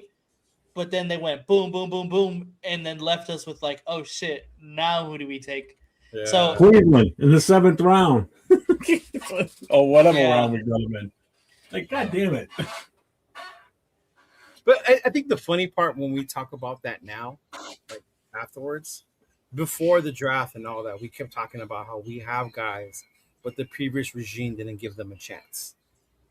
Right? If you draft someone like McDonald, do we stop giving guys the chance like that we're talking about, Tonka, JJ, things like that, right? Because now you drafted a guy already. Kind of like we are with Isaiah. We're done with Isaiah. We drafted Stoops. Goodbye, Isaiah, right? We don't need you no more. So it kind of brings you in that. But yeah, I was not happy when we drafted Stoops. I went to go have a drink. The minute we traded him and it was Houston, I knew exactly who Houston was going to take, and it was going to be fucking McDonald, right? Yeah. Obviously, there was still a couple of wide receivers up there that you would have been cool with. But I would have definitely been cool with too. Right, yeah. But I mean, it just goes back to we say that now, and you're very good reason to say we look like crap up front, right? Like this is why we all said we needed a nose. But we're not playing a traditional 3-4, but you still need to be able to stuff the middle. Yeah. And you look at the kid we just signed right now. What is he? He's a plug, right? He's a veteran, but he's basically a plug, right? He's here to help solidify and plug up that middle. So obviously they saw something where we need to fix something up here, and hopefully they get it together. Like I don't want it to be a year where we're 5 games in and where everybody wants to fire Robbie, because as much as like, okay, it needs to happen, it goes back to what we complain about all the time. We can never have coaches that stay. We're always cycling. How are these guys supposed to get developed? Tucker's going on his 4th offensive coordinator, right? Something like that. Yeah. Like Michael Mayer too. Like they keep going through all these different people they play for. So it's like we don't want that to happen. So I want them to settle, get the thing under them. Maybe it's different because our offense can actually score this year. Maybe they do have a little more flexibility to do things, but it did not look good from day one against Arizona. And after day one in Houston, it didn't sound like it went too well. So, like when we left last year's game, Seattle, doubting our O-line, this year it was the defense that we left the Arizona game doubting, not the offense. Yeah. Mm-hmm. Well, it's funny because the guy that Arizona let go, Houston let go that we brought in they probably let him go because of how McDonald is. Right. So we're getting their leftovers for the guy that they drafted that we should have drafted. Yeah. Like, why can't we have a complete team? Why can it only be one-sided? I know, right? I got more faith. It's always one side or the other. It's always one side or the other. Yeah. Okay. So when we do play against Houston, what exactly are you looking for? Like, what kind of progression are you trying to see from either side of the ball? Any player specifically that you're looking for against Houston this week? If we can run the football and if we can stop the run. Those are the two things I'm looking for. At the end of the day, I'm like, we need to put our bread and butter into the run game. And, hey, we said Kubiak needs to be able to coach this outside scheme with Dennison. And we have to see more success from the run game. And honestly, we just talked about it, man. Our front seven needs to show up because our back end can't hold up. So we need our front seven to be absolutely fearsome. And can they stop the run? Can that interior line freaking get penetration? Can they anchor down to ensure that the linebackers are flowing free? Our linebackers can make tackles in the backfield, but they have to be clean and clear. So those are the things that I'm looking for, man, when we're playing Houston. What about you, Jeff?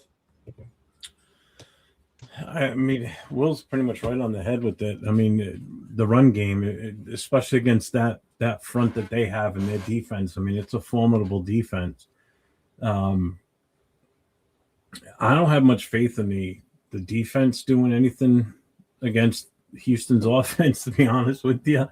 I got more faith in the offense maybe being able to move the ball. It's a different offensive line this time. We've got a kind of a 1-2 punch with the running backs that we didn't have last year. I wouldn't be surprised if Bowers does play in this game, and they get him involved early before they take him off the field so he doesn't get hurt. Probably Michael Mayer having another decent game too. He's got to be heavily involved. He has to be. With what he did last week, you got to showcase him. We got to get him more involved because he's got it. He's got it. You know what I mean? He's. I think he's that good. We just haven't been able to see it in the years that he's been with us. I think this is the best season. Go ahead. I would hope that we kind of save that for the regular season, kind of not show our hand a little bit too early. Obviously the progression is great and we want to see that, and that's what we've been wanting to see. But if that's kind of the only offensive card that we have, I don't want us to show our hand too early. No, I get it. But at least get Brock in there for a couple of plays where you're gonna throw him the ball. So he other than practice, gives him the timing. He gets the timing down in a game time situation. That's what I want to see. But I want to continue to see the blocking on the run game, especially with Connor Haywood out there. Betch doing what he did. I'd like to see Betch do even more this week. Agreed. I was shocked that he had that good of a game last week. I want to see him expand on that this week. Well, I shouldn't say I wasn't. I was shocked. It was more of this is what we were hoping to see on a more consistent basis last year. Yeah. So now let's string another game where he gets a few catches, has an impact, maybe gets a touchdown again. Let's see some more progression for him. We're not going to see Thornton out there. He's still injured. He's still trying to make his bones by getting on the special teams and he's only hurting himself. Hey, he's the odd man out in all this. I don't think he's going to be around. I don't think he makes the roster. What I mean, I don't know if we get anything for him though. That's the problem. No, I think we're just going to cut him. Is what's going to end up happening. Yeah, that's going to suck. What about you, Leo? What are you looking for in this Houston game? I want to see more intensity from our defense. I want to see them come up, make plays. Thanks, buddy. Batted balls, turnover. Can I get a turnover, please? Oh, that'd be nice. A turnover. If I'm able to watch the game somewhere, if I don't have to work, if we get a turnover, I will take a shot. I will take a shot if we get a fucking turnover. Okay, give me a turnover, please. Damn it. I want an interception more than anything. I want to see the secondary be ball hawks. When I heard that Quay Walker got an interception today, and then Cody Lindenberg got another one, like that's what I want to see. But I want to see it on game day. I don't want to see it on practice or when you hear that. Same with the secondary. Like you heard they made a bad ball or somebody tipped the ball and somebody got it. Like I want to see that intensity and don't get ran over. I don't want to see Montgomery running over this team. Yeah. Right? I do not want to see Montgomery running from the get-go. Because we know he can. Yeah. Yeah, we know he can. Those of you who play fantasy know who David Montgomery is, right? Yeah, he's on the stick now. Like he's on the Cardinals. I mean the Texans now. It's not like they needed another weapon. Like Jesus Christ, they didn't need another weapon. Right? Like, God damn. But that's when you can make moves like that. When you're built like the Texans. Then at that point you can start doing that, right? And how did the Texans get this amazing team? They traded away Deshaun Watson for all these picks. Yeah. So you gotta hit the damn picks when you make them. That's the other part. Yeah, exactly. I want to see the intensity. I want to see this defense play better. The offense do something against this Texans defense. I'm not expecting what we saw against Arizona. The Nando just blah blah. Like no, I'm not expecting that. But I want to see him make smart decisions. Get rid of the ball instead of taking a sack. Don't throw it into coverage, Make smart decisions with the ball. To me, that'll be good. And can my boy Ashton Jeanty get a run more than 10 yards, please? Yeah. Please. Because I'm tired of hearing about Washington, how he's going to average 40 yards to carry. Yeah, I know. Real quick, shout out to G-Fam and Predator with the 5 gifted memberships on my channel. Shout out, baby. And G-Fam with the 10 gifted memberships over on Leo's channel. Thank you, guys. We appreciate that. Trust me. Awesome. That goes a long way in helping us keep these channels going and bringing you the stuff that we bring you. We appreciate it. Mucho. And with that being said, G-Fam, the next box of packs are on their way, big dog. So we will have an opening video coming soon. Yeah. Mm-hmm. Fire.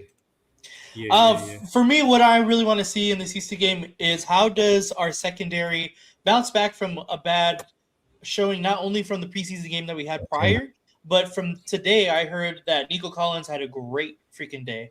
So how do they bounce back after having a bad day at practice, a bad preseason game, and let's see how they cover guys in the actual game. That's really what I want to see. Obviously, those 2 big touchdowns against specifically McCoy. How does he bounce back? Does he show flashes of what we were expecting, of why he was touted to be possibly a first-round pick? Why everybody was saying he's still the draft? Like, I still want to see some of that come out because we haven't really seen it, at least on game film so far. I've seen a little bit at camp, but obviously not everybody was able to go to camp. So for those who haven't seen it and only seen the preseason game, right, it looks like he should have been a 7th-round pick, considering he got 2 touchdowns thrown on him.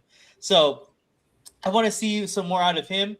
And then, like everybody's saying, I want to see some more run lanes open. Let's make sure Mike Washington is not just a one-play wonder so far. Let's see more consistency out of him. Let's make sure our blocking up front is good. Obviously, we're not going to see a lot of the ones-on-ones, maybe a drive, maybe 2. So I really want to see the guys up front in the blocking scheme really solidify their names as possible backups, making number 1 options. Who's in place for JPJ right now? Rogers, Caleb Rogers. I want to see how he looks running with the ones. If he gets more time, not just with the ones, but with the 2s, because that's obviously where he's been practicing. Let's see how he does. But yeah, there's a lot of stuff. Obviously, we need to see a lot of improvement around the board. So What about I'm surprised they put him in there and not Mafi, because Mafi was listed as the backup behind JPJ, but they switched it to Rogers today, which is kind of a surprise. But wasn't it Meredith too? Was on there as well. Meredith was on there too. Yeah. Yeah, send it to me, G-Fan. Yeah. You brought it up about the ones. This is game 2. We only got one more. We got the Niner one. But the third game is primarily saved for the young guys, right? That are trying to make the team. That's where we saw a lot of Jackson last year. Remember? How much time do you think you guys get with the ones, Kirkle? You think they get more than one series this time around? I honestly don't. I think they only got one series. They only got one series last time. And so I think that's the same. If they even get one at all, to be honest. I think for the most part, our ones are kind of solidified already, and we all know who it is. I don't think there's really anybody competing for a starting position at this point on either side of the ball that I can think of, like right off the top of my head. So to me, it's really just going to be about the twos and solidifying the depth chart. Who's going to be the backup to who, where are all the positions going to fall. That's what I think this is going to really start to solidify is this game. So we're going to see a lot of the backups, of course, in this game. I knew Meredith would come out there sooner or later. I want to see Meredith, damn it. But I'm not bringing up 805's propaganda on Meredith. And it's not because I don't think Meredith didn't play good, because he played good against Arizona. But we need to see these younger guys. We know what Meredith is, right? If we need to put him in there, you can put him in there. We need to see if these other guys can go in there and fill that role as well. Yeah. Yeah.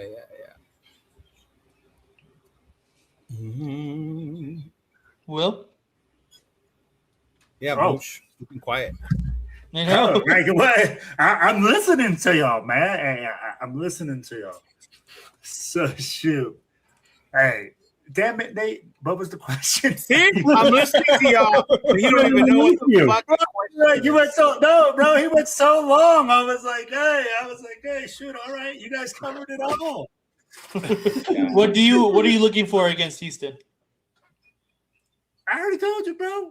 We need to see the run. Like, if we can stop the run and if we can run the ball. That's what I'm looking for. I'll be like, bro, like at the end of the day. Hey, Will's in New York City mode already. He's got his whole itinerary. No, bro. Literally, I was like, shoot. But yeah, man. I mean, like, we have to run. But you know what? I will tell you guys this. One guy that intrigues me that we shouldn't have seen now is who's going to play this right guard spot. Like, who's going to be the guy that steps up and fills that role for JPJ, right? I'm not going to say that the guy is out because the guy has injured, but I'm like, it's going to be interesting to see who fills that role. Clearly, we'll check that because that's exactly what we were talking about. Who's going to fill the right guard? I did check out. That's exactly what we were talking about. Well, thanks for coming in tonight. We appreciate you being here. My man's got pupusas on his mind. Oh, Lord. Oh, man. There we go. Now. Shit. Yeah. My bad. Oh, man. That's funny. Yeah. What up, Rafa? What's going on, brother? What's going on? How are you going to say Rodgers will win? Rodgers will win right guard? Because that's what he believes, yeah. All right. Anything last we want to bring up against the Houston game before we move on to our last thing here? How devastated or how Dr. Doom is the nation going to get if we lose this game? Dude, that's exactly what I was about to say. If we lose this game? Yeah. Is it going to – you're going to hear more of the fire Spytek? Fire Robbie Leonard. We should have traded Max. Like, even that's come up. Like, we should have traded Max. I'm not shocked after one preseason game that Raider fans are calling the fire so and so and trade this one and that one. Yeah, because that's just it. Raider fans are fickle, man. They get tired of seeing us lose, and then right away they think the way to fix it is to fire so and so or trade this guy away. That's not the answer. That's why I say Kubiak gets every coach on this staff gets a free pass this year. There's too much newness because he had to deal with Peter last year. So last year's the wash even for Spy. Yeah. Yeah, Spytek could be on the hot seat. He might be the only one that might be on the hot seat. But as long as Brady's here, I don't think you're going to see Brady give up on Spytek. Ooh, that's a good one by Notabot. I want to see that too. Yes, sir. What was that? What was it? Let's see. I can't highlight it. I want to see a score more than 20 points. That's a good one. That's a good one. When we stop predicting scores during the regular season, I'm still sticking with my 31 until we break 31. Oh my God, you remember that? It's what always had 31. 20 points. That's the only way we're going to win a game is to score more than 30 points, especially the way our defense looks now. Holy shit. 20 points against Houston. That's good. You scored 20 on Houston. Bro, you scored exactly. But I'm like 20 points on bro, we just scored 14 on Arizona. Yeah. But mind you, after that first series, and then they took out our regular good players, or what are our good players, right? It was a little tougher to score with whatever was left out there. Yeah. So let me ask you, what numbers do you guys expect out of Fernando Mendoza, since we expect him to take a high amount of reps this game? Probably 3 interceptions. Wow. Humble. Jeez. Taking multiple sacks in the red zone. Again. A fumble from under center. Honestly, he had a very solid game last. He had 2 good plays, and everybody is deriding the out of him off of those two plays. And I think he had a solid game. I mean, obviously that one play. He had 2 good plays. That's it. Bro, it's like those guys that deride Jackson Dart just for the highlight film, you know? We must not be watching a lot of Jackson Dart. Huh? Hey, I don't see him winning. Hey, yippee-ki-yay, motherfuckers. I saw Bruce Willis in the chat. How to say yippee-ki-yay. What's up, Bruce Willis? Right. I don't know. The Giants might be real good the next couple of years. Anyway. Because of Harbaugh or because of the talent? Or is it because I think it's just because the talent that they acquired this past draft and the draft prior, it's looking up. But on top of Harbaugh is obviously a good coach too. Hey, you know what's crazy? Because Malik Neighbors, as good as he is, I think it was Steve Smith that said that Malik Neighbors was the better wide receiver than Marvin Harrison Jr. And people said he was crazy, right? And look who ended up having a better freaking Well, you listen to these former players sometimes. Some of them, like Steve Smith, I actually really value a lot, except for his Jack Best tape. I was about to say. Except for his Jack Best take, but that's just because of my personal bias. That was just a couple of days ago, wasn't it? The one that yeah. He said he liked Malik Benson, so that's good too, though. He did say he liked Malik Benson, though. Even before we started talking hype about him, he said the Raiders got a good one in Malik. Yeah, but I honestly really trust Steve Smith's analysis of wide receivers. That he's like one of the only guys that is a former player that doesn't talk right out of his ass. He actually analyzes and knows what he's talking about. I like Steve Smith. He's an LA guy too, so dude, he was one of my favorite wide receivers. Mighty Mouse, he was one of my favorite wide receivers in this league. For him being as small as he was and was as good as he was amazing. Shout out to the little homies, man. Shout out to the honestly. Right? What are you talking about, Will? Who are you talking to? What happened to Gay? Tanner Jack asked if we or Notabot asked if we heard what happened to Gay today. That's what I was asking. He's in Texas, so I don't know. A lot of things could have happened to him there. Okay. Anything last we want to talk about on the Houston game? Anybody else? Just improvement from last week. That's all. And it's not doom all the way around. We lose this game, man. I'm like, yo, this is just another measuring stick. that we got to go through the process, man. People can't just go like, oh, you know what? We didn't have success against this team, so we automatically suck. The season is over and blah, blah, blah. I'm like, that's just fucking garbage. Yeah. You're garbage. Garbage. Okay. Garbage. So yeah, I did like the little homie. I believe we are ready to move on now. And Okay. as everybody knows, I like to have a game at the end of the show because I'm a child who enjoys chicken nuggets. So oh my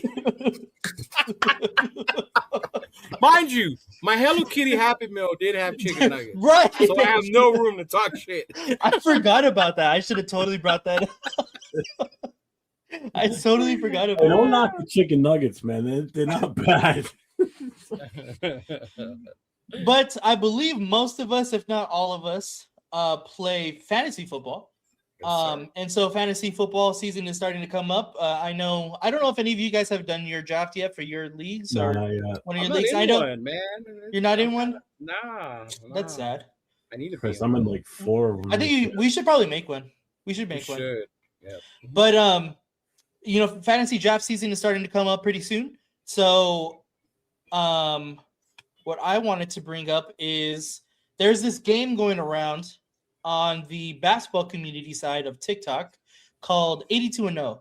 So what they do is they spin this wheel right here. I'll give you this example. So the Philadelphia 76ers, you get to pick any position and plus head coach from the Philadelphia 76ers, and you get 6 spins, and this will calculate whether or not the team you chose goes 82-0. So I thought, that would be so cool if they had a football one.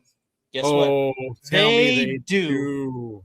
So what we're going to do is each of us, well, mainly you three, are going to do your own team, and the chat is going to vote on who has the best team at the end.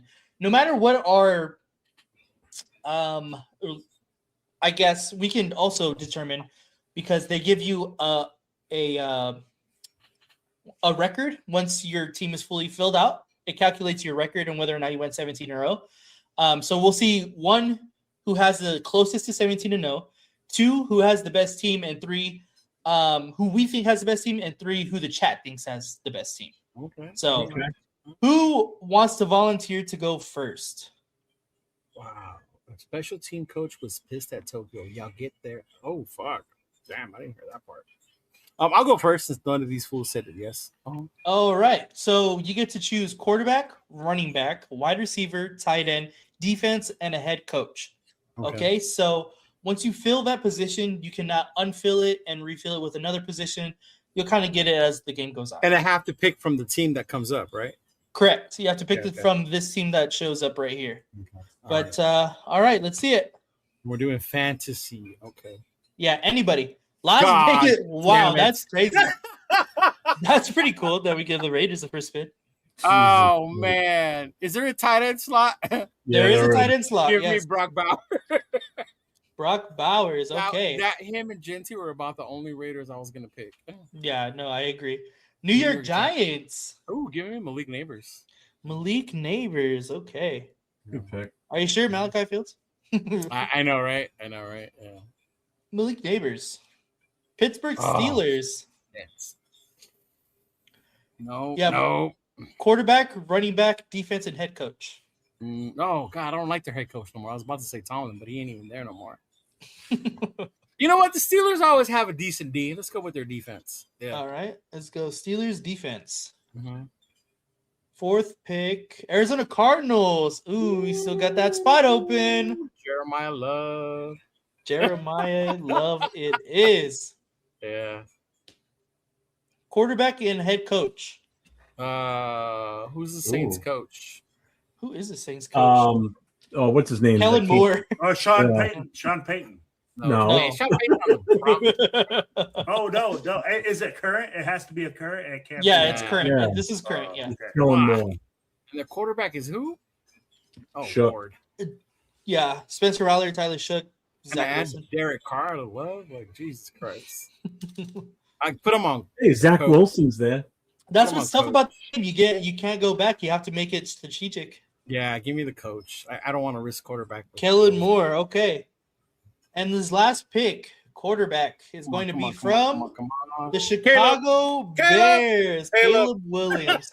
It's all right. Let's see how your team did. Give me Caleb. 16-1. Damn! 16-1. Let's Holy go.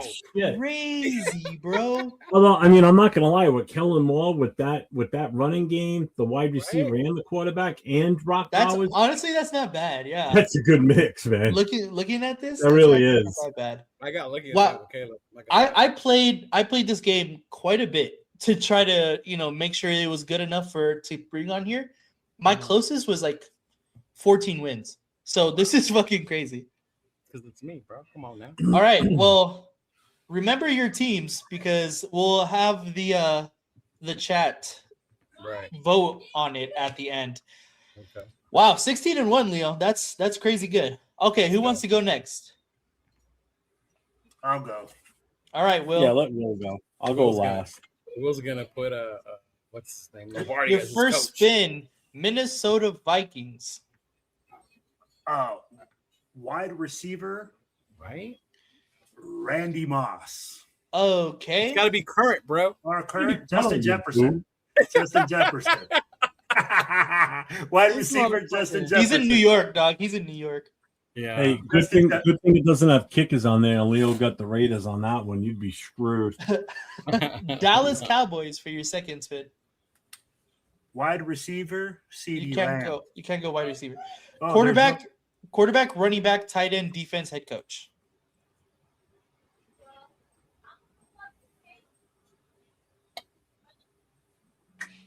Fuck. You're screwed no matter which way you go. Yeah. I wouldn't say that. A little bit, not too much. Yeah.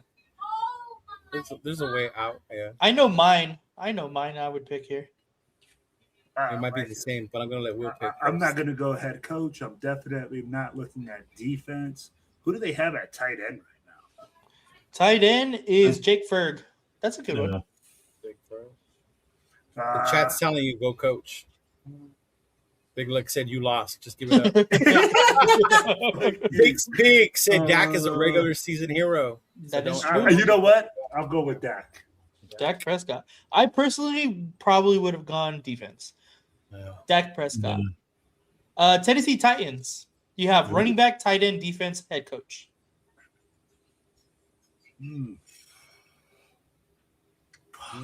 Oh, I know who I'd go on this one. Who do they have as their head coach right now? Or is that Robert the guy from, Robert Saleh. Robert Saleh, right? That defense is about to be insane. Yeah, Will really lost. Yeah. I'm like, freaking. Is Dak even going to be able to get the ball to Justin Jefferson? What do we got? Arnie said head coach. What's up, Big Easy? Who's their head coach? Robert Saleh. Robert Saleh. Let's go. Let's do head coach. What up, Big E? What's going That's on? what I bro? thought. That's the best thing I could see. I would have went defense with Tennessee. No lie. New York Giants. You have running back, tight end, and defense. Mm-hmm. Who do you got at running back? Scatterboo, bro. It's got a boo-boo. Scatterboo, Singletary, Tracy. Mm-hmm. I'll take Scatterboo. Scatty-boo. He's fucking protocol by week 3. New Orleans Saints. You got tight end and defense. Who do they got at tight end? What up, What's up, Nutty? Nate? Jawan Johnson or Noah Fant. I'm not going to take their defense. I'll take Noah Fant or whoever at tight end, whoever their number one tight end. Jawan Johnson. Leo, do you want to give a guess on how many wins losses for him with this That's team? what I was thinking in my head Noah right now, Fant. bro. Noah Fant. I'm going 10 wins at the most with this, if I'm that. going 7.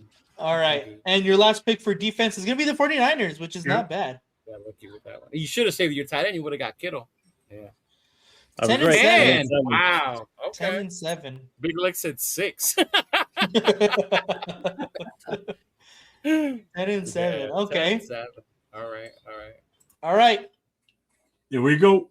Jeff Go, Spin. Jeffrey. The first is New York Geno Jets. Smith, bro. Come on, Jeff.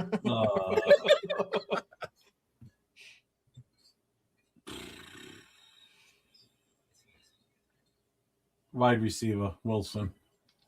I was about to say that's the only one that came to mind. Yeah, Garrett Wilson is the only guy I think I would have chosen. Maybe Brees Hall. Is he That's still on who I there? was gonna go at first, but then I'm like, I'll go Garrett Wilson. There's only one guy on here that I would take.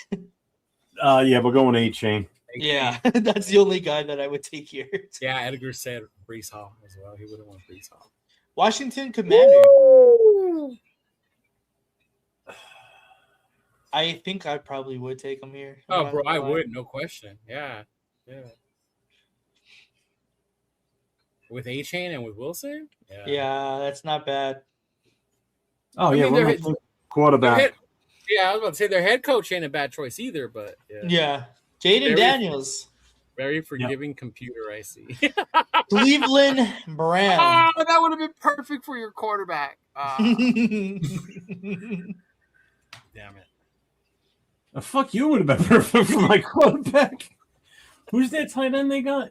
I was about to say, I think They have Harold Fannin. no, they lost on Joku, right? They lost on Joku. Yeah. Lost on Joku. Yeah. You know what? I'm gonna take their defense.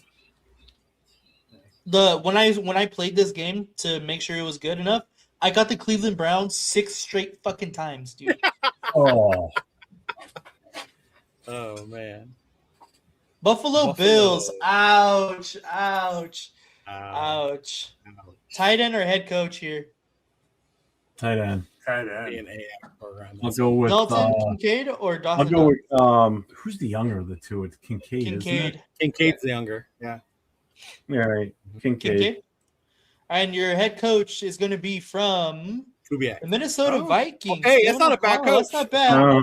All right, Yeah. let's see what he gets. I think 12 to 13. Yeah, I think 13. 13 and 13. 4. Here we go. Okay, so now, chat. Now that you've seen everybody's team, who do you guys think has the best team? I know, obviously, Leo's went 16 and 1, but put together, who do you guys think? I want you guys to put your choice in the comments now in the chat, and I will do one for fun just because I want to now.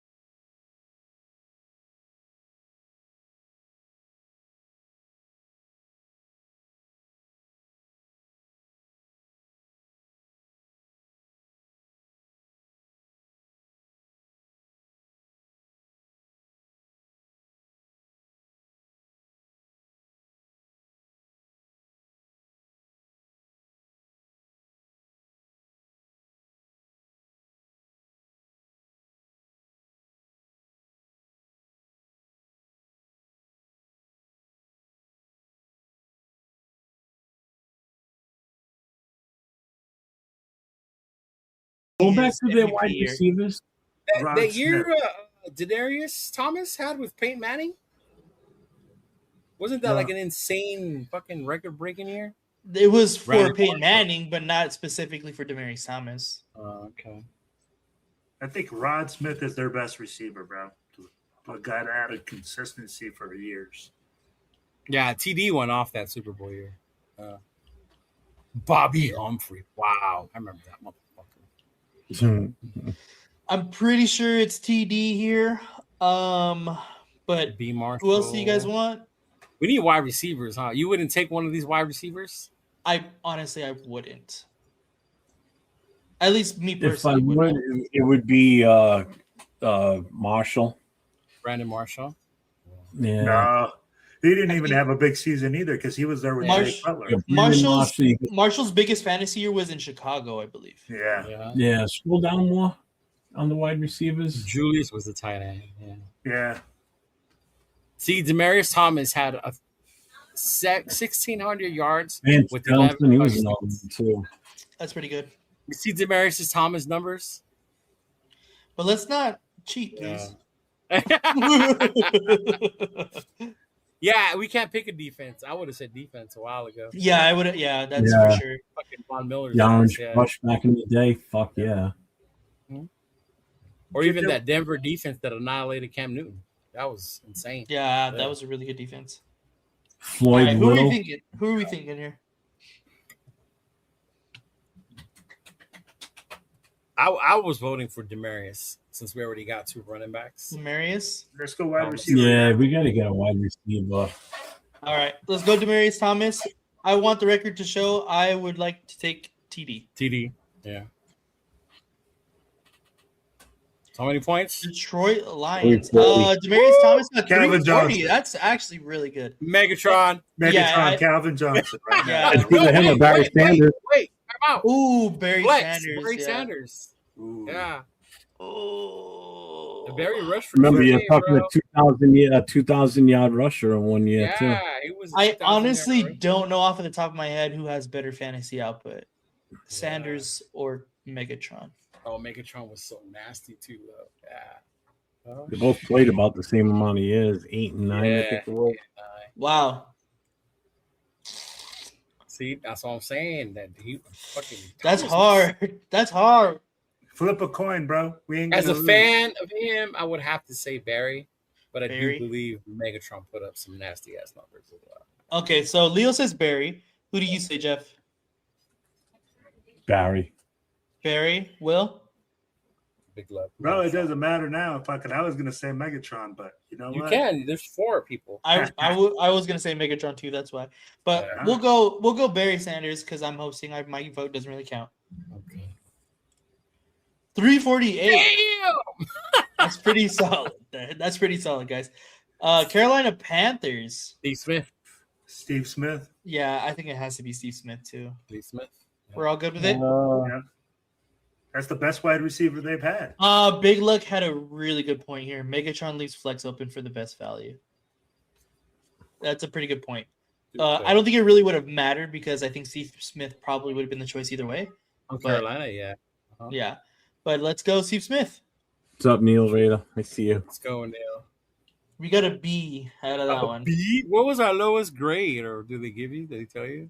It would have been Warren Moon, I think. I would have hoped that it told us what the best possible outcome would have been, but it doesn't say. But yeah, we got a B. That's not bad. It's not bad. That was pretty fun though. Yeah, that was pretty nostalgic for me and Jeff. Yeah, I like that. Yeah, but yeah, that was it. That was the game. Yeah, that was cool. I like that. I like that game. Yeah, I had been seeing 82-0 all over what's it called? TikTok. So I was like, oh, I really hope that they have a football one, and they surprisingly did. But like I said, people have picked 82-0. Yeah. Wow. Yeah. But I mean, you got 16-1 on your first try ever at the game, so. Yes, sir. But I was playing the MLB one for hours. I'm not gonna lie, that shit was so fun. MLB would be insane. Yeah. I was thinking so hard. But yeah, that's basically it. I don't know if you guys want to give any last thoughts on anything Raiders, maybe on the last game. Hey, real quick, just to give you the breakdown on the Barry Sanders versus Calvin Johnson. Mm-hmm. So Barry Sanders' best year was 97, his MVP season, right? So he rushed for 2,053 yards, 335 carries, 11 touchdowns, 33 catches, 305 yards. He had a total of 12 touchdowns. Scrimmage yards, so he was 2,300 total scrimmage yards. Calvin Johnson, 2012 record season, 122 catches, 1,964 yards, single season record. 1,964 yards. And only 5 touchdowns. It was only 5 tutties? Let me tell you this one. Terrell Davis's best fantasy season was in 1998, scoring 385 points. Wow. Demarius Thomas's was 2014 with 340. That's the one we got. Yeah. Damn. TD was so the right picking choice. Sanders over Calvin Johnson definitely, I think, was the right choice. The right choice? Yeah, because, I mean, total yards, he had him by about 400 and something yards. He had him by 6 touchdowns. Yeah, the TDs make a difference. Yeah. Catches, I mean, Calvin had 122 versus 33 receptions. But, again, also Barry had 335 carries, so most leagues do like a 0.01 per carry. So he still would have been better than him. Yeah. Man, Calvin's yards per catch was 16.1. Damn. 122 yards per game for him. My God. Calvin Jesus Christ. That's insane. What a beast. He had 204 targets and he caught 122. Imagine if he caught 75% of those. My God. And the majority of them weren't easy, bro. Calvin was just... No, he was double covered. That was with Matthew Stafford. Yeah. Mm-hmm. All right. What do you guys got going on later in the week, Will? What you got going on? Hey, man, we're going to be doing a post-game freaking podcast with Raiders Unfiltered with our boy Jay Raider. So we can do that like 30 minutes after the game. After that. Can I ask you a favor during that show? Go ahead.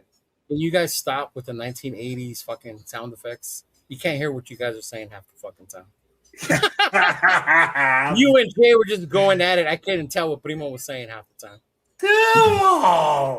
Hey, we'll do that. We'll make sure to do that extra just for you, Cheetah. I like these motherfuckers. He says something like, bah, bah, bah, bah, bah, like, oh my Lord.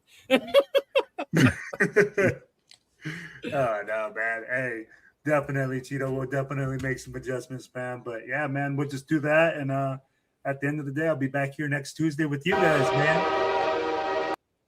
There you There go. we go. There you fucking go. See, he had to. He just had to. That was me. I did that. Oh, that was you? Okay. Yeah.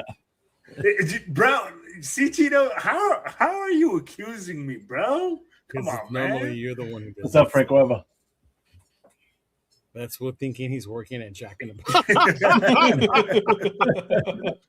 See? Oh, man. Oh. Do you want to hear yet? Do you want? I got it. Right? And done. I heard you guys were doing going live during the game too over there on TikTok. Oh yeah, man. We just went live on TikTok, just getting sitting everybody chilling. I'm like, that's Everybody? nothing like. Did you guys get the invite? He said everybody. Did you guys get the invite? Well, No. hey, No? bro, I never see you on TikTok. I don't. I don't go on. Yeah. So yeah, we're just having like a watch party, I guess, a live watch party. As some people couldn't watch the game, some people don't have the ability to. So we try to like at least live stream the game behind as we talk, so people can watch the Tell game. him, Big Luck. I wasn't invited. There you go, Big Luck. Do you hear that, NFL? Do you hear what they're doing? hey, bro. Hey, we just try to do that because, like, everybody was asking me. They're like, I'm trying to get the game. How does that work and you don't get shut down? Because TikTok doesn't care. There's a guy on Facebook, and he's just known just for streaming the Raider games. Yeah. And he streams the whole game. So I have no idea. Like I actually had to put the game behind me, right, as I'm talking. So we like I'll talk with the freaking chat, and the game is running behind me. That's the only way that I've have found that you can do it, because I tried doing the whole thing where you stream the game, and it was immediately like freaking like 10 flags, and it said no. I don't want to hang with Will when he wants to see penetration.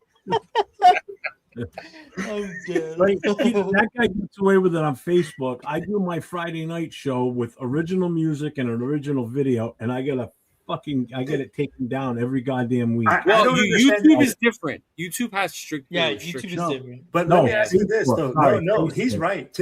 On he's Facebook, right. Facebook pulls my shit every time. Oh, do they? On my Friday night show. So I stopped streaming on Friday nights to Facebook. I'm like, I have to argue with them every week. Yeah, but the thing is this, man. Yeah. I'm like, I don't understand, because I'm with you guys, because I see some guys streaming the whole game, and like not even, and nothing's going on, and like they're Maybe not even ours watching. is different because we're monetized, Jeff. Could be. Well, He could just be doing it. He doesn't care if he's monetized or not. You know what I mean? Yeah, and I think that's right, Cheetah. I think that because it comes up and it says warning, this isn't monetized, da da da da da. Yeah. You know, I get off. I get off YouTube warning on Thursday. Remember, I had that strike for doing the Derek Carr thing live. Yeah. Mm-hmm. So that strike finally gets taken off on Thursday. Okay. Mm-hmm. They might be monetizing the stream. It's called the VPN. Yeah. I don't know how they do it. There's somebody, dude. I remember before I used to watch it too, like that on Facebook. Like, yeah. Mm-hmm. I don't know how they do it. Tomorrow night I will be on the cage match again with Savage, filling in for Asylum still. Thursday night, did you get contacted by somebody today, Nate? Well, we had planned it at the game, so okay, all right. Yeah. So I will be live Thursday night. I got a special invite, not from Will. He won't invite us. I know what you're talking about. Yeah. If I get off on time, I'm supposed to join you as well. Yes. All right. Okay, cool. So yeah, there's going to be quite a few of us on, I guess, on that show. So keep an eye out. Thursday night during the game, we'll be on live. Yeah, Will, don't you're not invited. I'm not famous like you guys. I get it. Yes. I'm not famous. If you were going to Vegas, maybe we would have let you in. But, and actually, yeah, because it's a Vegas thing. Yeah. Makes sense. Mm-hmm. We're going to be home for 2 weeks, hanging out in Vegas and LA. Right? Bro, you're going to be living the life, Jeff. Yes, I am. For real. Hey, watch how he's going to come back with new tattoos. If I don't answer my phone, if I don't answer my phone, it's because I'm lounging in the pool at the hotel. That's not why. If he's not answering his phone, he's on a heater. Yeah, probably not. We're on a heater, and you never leave the table when you're on a heater. Remember that? I have gotten in trouble for that shit so many times. What happened? The machine was hot. I couldn't walk away. Oh, man, that does not go over well. Leo? Nothing. Hopefully, I won't have to work too late that day and then join these guys on Thursday for that Houston game. Mm-hmm. I watched the game. I like to go watch it. Mike's having a watch party in Whittier at the Flashback Lounge, so I got told if I wanted to go there. Be careful. Yeah. Why? Damn. Last time my homie got packed out right there. Did he? I've gone there before with MC. So yeah. Was it with MC or with my cousin? Yeah, I've gone there before. I like that spot a lot at nighttime, but yeah. Well, his sons are DJing, so the Groovy Hermanos. No, that's in the city of Whittier. Come by Flashbacks, Raiders Against the World, the Mob. All of a sudden, you guys want to do something in my city when I'm not. Right. Well, actually, yeah. This year, Mike Raw, they're going all over LA, not just the IE. So that's the thing this year. When he's doing the movement of blackouts, he's really going all over LA this time. Yeah. That's pretty cool. Yeah. Mm-hmm. But yeah, doing that, and then hopefully he won't have to work, and then of course I always rewatch the game, and then get my real analysis because I can't do that while watching the game with people. Yeah. Yeah. Mm-hmm. Yeah, for me, it's just going live on Thursday. I will be a little bit late because I work until 5:30, so hopefully I can get out at least sooner, so I can get there on time. But yeah, that's kind of it for me. Yeah, that's it. There's one thing. Those of you that buy veladoras, whatever you do to good vibes, good juju. I did have my second interview today for a new supervisor position. Bernice. Right? Second supervisor position. We miss y'all too. That'll be Monday through Friday. So if y'all can pray, do whatever it is you do, light a candle, scratch a lotto ticket, whatever it is, y'all. If I can get this job, it would be the shit. Because one, it'll be perfect for Raider season. It'll be perfect for streaming. I get off on time to be able to do these streams. So yeah. And yes, Nathan, we miss you.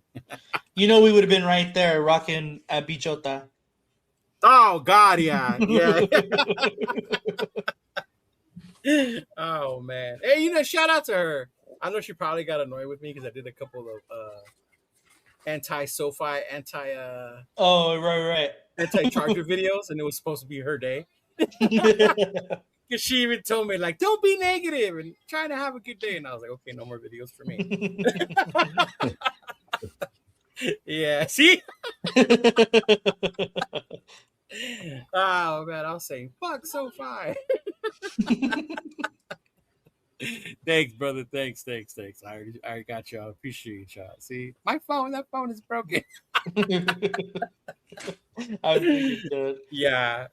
I had so many ideas in my head, but I just didn't do them. I wanted to go around the stadium, like look through open doors, trying to find the rooms. Yeah. And then actually find some and be like, oh wait, those are the Rams, and then close the door. Yeah, but we got to do that later. All right, y'all. Well, I appreciate everybody popping in. I don't know, Jeff. Do you do your thing on this one too? Say your thing. Go ahead. Yep. Everybody, stay safe and go Raiders. Unless it's a wet road, because fucking Jeff will tell you to drive fast. Drive fast and reckless. Oh, you asshole.